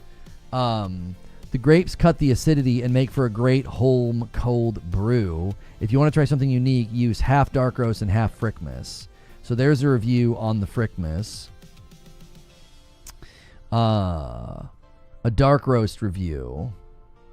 Surprisingly, the most versatile dark roast I've ever had. Hot, cold, it does it all. Never harsh. Never makes you feel like you are drinking a pot of acid. The dark roast is probably our most popular of them. And the light roast actually used to be the most popular. It's the most drinkable of the bunch. Like, the light roast is like the best introductory coffee you could probably drink. You put a little Italian sweet cream in it, and you might become a coffee drinker. You know, I'd be careful with the light roast. The light roast is very, very, very drinkable. Oh, those are you, Fuzzy? Well, thank you. Anybody who has regularly ordered the coffee, feel free to leave reviews. She drinks from various brands, but once she tried yours, she's asking me to order more than one bag. Oh, she just drinks mine now, Hollow. She wants to stick with Reforge Roast from now on. Thanks for recommending. Well, there you go. There's a great testimonial in chat. A great reason to try a bag today, or just try all three. Get the triple threat bundle, and you save a little bit of money on each bag. So thank you guys.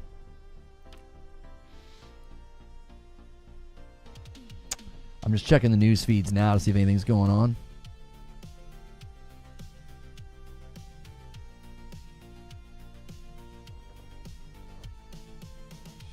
It's the only way for people to play games is through subscription. That's really dangerous because what type of games can be created will be dictated by the owner of the subscription.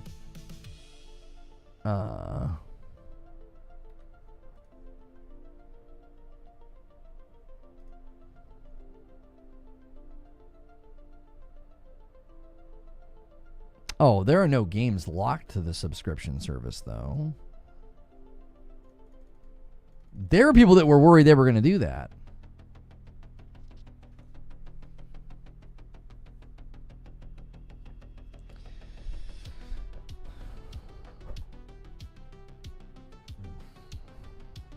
Do you ship overseas? No, sorry, Super Googly, we don't.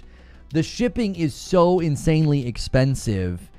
We took it down. There was a time where we had it up and available for people to order overseas, but you would end up spending like $50 or $60 to ship like 1 or 2 bags of coffee. And I'm like, that just seems really dumb. It doesn't feel like a good, I don't feel like you're getting the appropriate amount of value when you spend that amount of money. It also just feels like if you're going to spend, that would amount to basically like $75. Somewhere between $65 and $75 to get like a couple bags of coffee. And I'm like, if you're willing to spend $60 to $70 to support me, you're far better off like gifting some members so some people get a membership and get into extra content. It grows the community than like $60 or $70 on a couple of bags of coffee. Like, I just don't know. That doesn't seem like an appropriate way to be giving value to the consumer. Are you going to do a prediction stream for Summer Game Fest? We usually do a prediction stream the morning of, Christopher. So, like, if I were to do it now, it feels really premature. So, like, the Friday of Summer Game Fest, that's typically what we do. Like, the whole day, we're just talking about Summer Game Fest. So, Lost Soul Aside could be Game of the Year? No, I don't think so. From what we've seen, Lost Soul Aside probably won't get... I don't think they'll get any nominations. It looks like a fine game, but I don't think it's going to be like a doorbuster. Doorbuster is not the right word. I don't think it's going to be like a chart. It's not going to be a chart topper.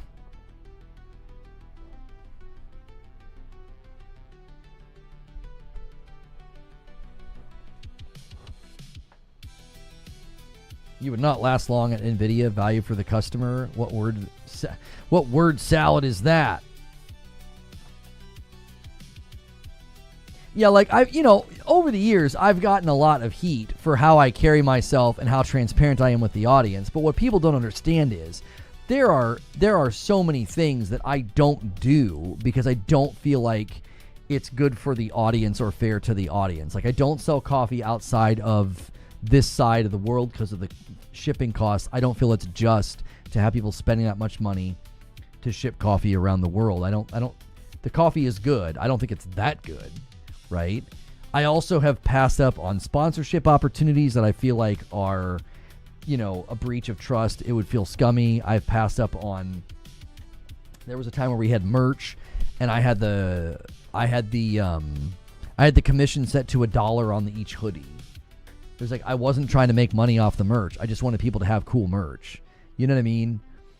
I don't know. I've always tried to maintain that, and I think my level of transparency gets sort of grossly interpreted by jealous haters as like he's e-begging, and it's like, no, I'm just honest with people about what I do and how I do it. Like that's, you know, I guess I could be glib and misleading and not act like that, like, and not be honest with the audience. I don't know. It's like to interpret honesty with the audience as e-begging, I just think is just a weird, it's just been a weird take and experience that I've had in this space.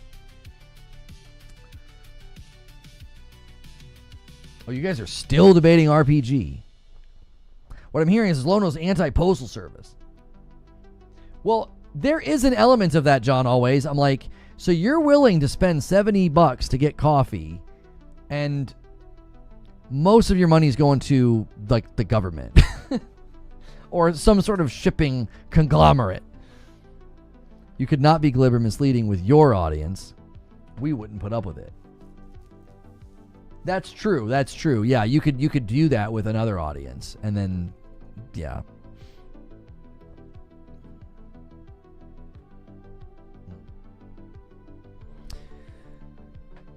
The same week that Battle for Brooklyn drops and it arrives on Game Pass, The Division 2 is having a huge sale and a free-to-play weekend. So it's a good time to get back into Division 2 if you want to check out the new DLC.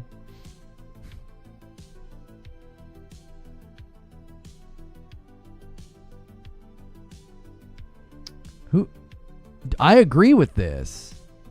After what Virtuous did with Oblivion, this guy's saying Xbox, Virtuous, Bethesda, Starfield 2, Elder Scrolls 6, and Fallout 5. Yeah, let Virtuous in the room. I don't know. I had a video I was thinking about doing with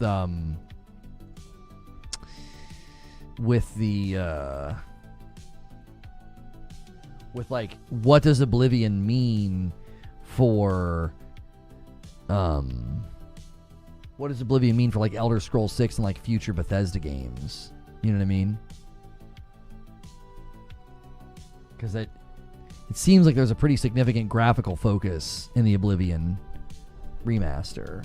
And what does that mean for like what future Bethesda games should look like or feel like when they come out?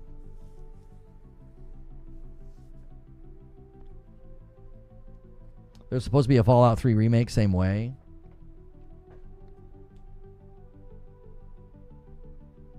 I'm still really curious what ends up happening with Starfield in the grand scheme of Xbox's strategy. It just seems like such a non-starter now. Like, if you try to talk about it, make a video about it, or do anything with Starfield, like, the interest is just so insanely low. I just don't know. It went from being, like, the most talked about game to it has, like, no relevancy power, like, at all. And it had a lot of relevancy power. Homie, you could do a video about anything with Starfield, and you would get so many comments and so much interaction. This guy replied to one of my streams, and he said, calling Starfield a bad game? Dude, please stop discussing video games. It's like, what do you mean? Look, the mass... I replied, I said 58% on Steam and a 68% on Xbox. The users agree with me. Maybe stop commenting like a clueless fanboy. Like, you tell me to stop talking about video games. You sound like a clueless fanboy. The public did not receive that game well. I'm not saying that you can't like it. I've never once said there aren't people that there's no way you can like it. No, there's plenty of people that like it. You can't saying it's a bad game is not controversial. Look at its dadgum score. Jiminy Christmas. 0 out of 10 rage bait.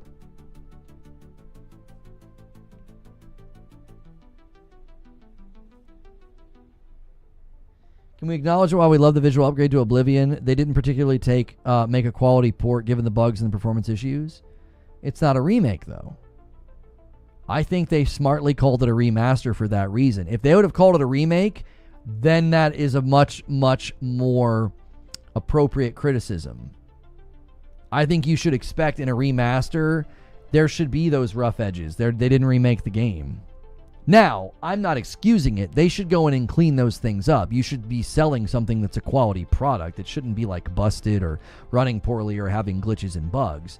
But I also think that that criticism would have had a lot more weight if they called it a remake. Like a lot more weight. So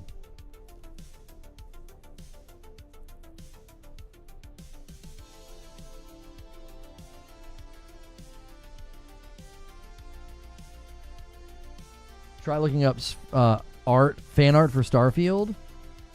Why would I do that? What's the point of the exercise? The way people think about games, a half-naked female superhero would sell well. Maybe. False. Everyone knows Crimson Desert is the game of the generation. I'd slow down with those type of predictions. That's not a good weight to put on the shoulders of a game. We don't know enough about that. We don't know enough about how it's even going to run. That looks like a crazy ambitious game. I don't know. What they've shown so far, I'm like, okay. It seems like it's going to have a really hard time running on consoles. It's definitely not controversial. Coming from someone who enjoys the game, says Lone Wolf. He's talking about Starfield here. I think your criticisms are fair. They just aren't things that bother me. Right, like, they clearly, in a pretty big way, Starfield's a swing and a miss. Like, the public and the Bethesda fans just they didn't receive it very well. You know? Wu Chang Fallen Feathers. Oh, we got a new blog post from PlayStation about Wu Chang. A closer look at the Souls-like combat. From the first moment that you step into the brutal lands, it makes one thing clear: survival isn't gifted, it's earned. Throughout your journey, you will need to master an arsenal of weapons, spells, and abilities to overcome the harrowing challenges of this Souls-like action RPG set in the waning years of the Ming Dynasty. With the July 4th launch date fast approaching, we're giving PlayStation players a closer look at some of the game's most defining tools of survival, power, and identity. The thing I'm the most worried about with Wu Chang is there's so many particle effects. There's always a spark, a flash, an explosion, smoke, fog. Like, it's almost too much. Yeah, I'm really worried that's going to mess with performance or just be really, really, like, visually polluted. Even in this loop that we're watching. It just looks a little visually polluted. Like, there's so much going on. Everything causes an explosion. A bunch of sparks come flying out. Smoke, fog, all of that. Highlight a few devastating weapons and spells. Okay.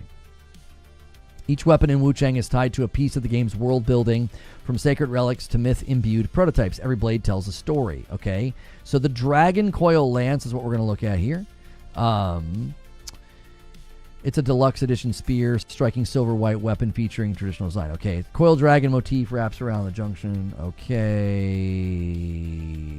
Unleash shockwaves with devastating force, making it ideal for punishing. Okay, so this is going to probably end up feeling a little bit like some of the stuff in First Berserker Kazan, where your entire playstyle is going to shift when you use like a spear. It's fluid, fast, fiercely deliberate, with a broad range of abilities to define how you approach each fight. One standout is Blade Dance, a whirling assault that slices through enemies while showcasing your mastery of dual blades. The Crescent Arc, a forward-lunging slash imbued with ethereal energy, closing distance and shifting momentum and measured precision. Preferred power over speed, Colossal Smash delivers a thunderous overhead strike that leaves a trail of destruction in its wake.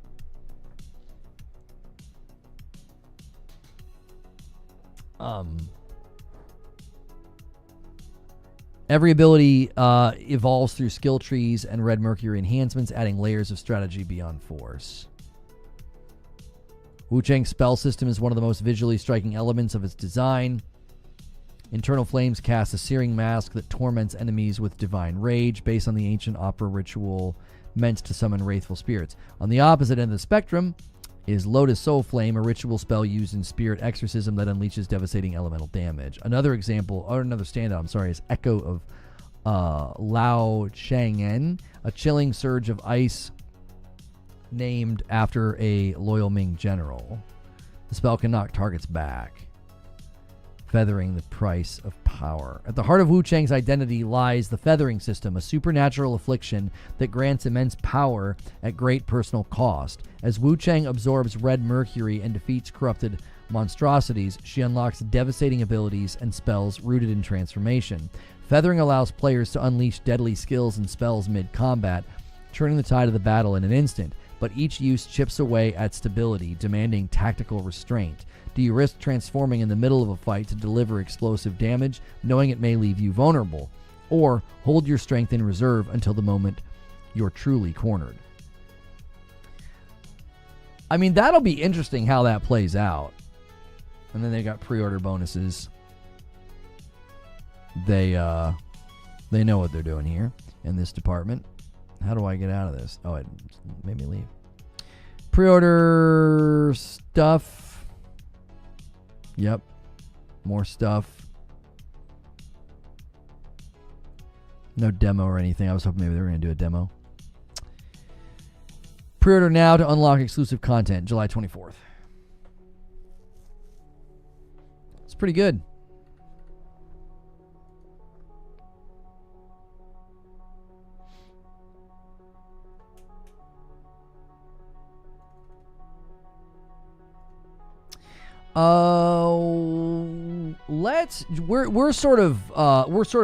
We're basically doing green room, and we're not in green room. Let's just go to green room. If you guys want to smash the like button, I appreciate it. We're at almost the 3-hour mark. That's typically how long I used to stream anyway. Sometimes I go longer, sometimes I don't. News cycle is just basically dead in the water because we're right before summer showcase season, and that just makes the news cycle come to a dadgum screeching halt. Like, there's nothing to make uploads about. There's,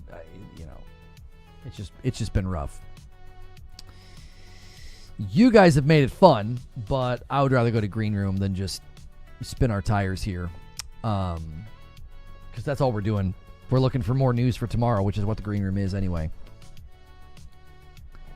Let me set up redirect.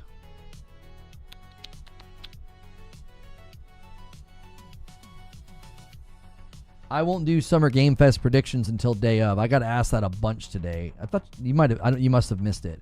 I've been asked that a lot today. It's way too early for that. We usually do that the day of. Like right now, like no way. It's like too far out. It's super premature. We usually do it day of.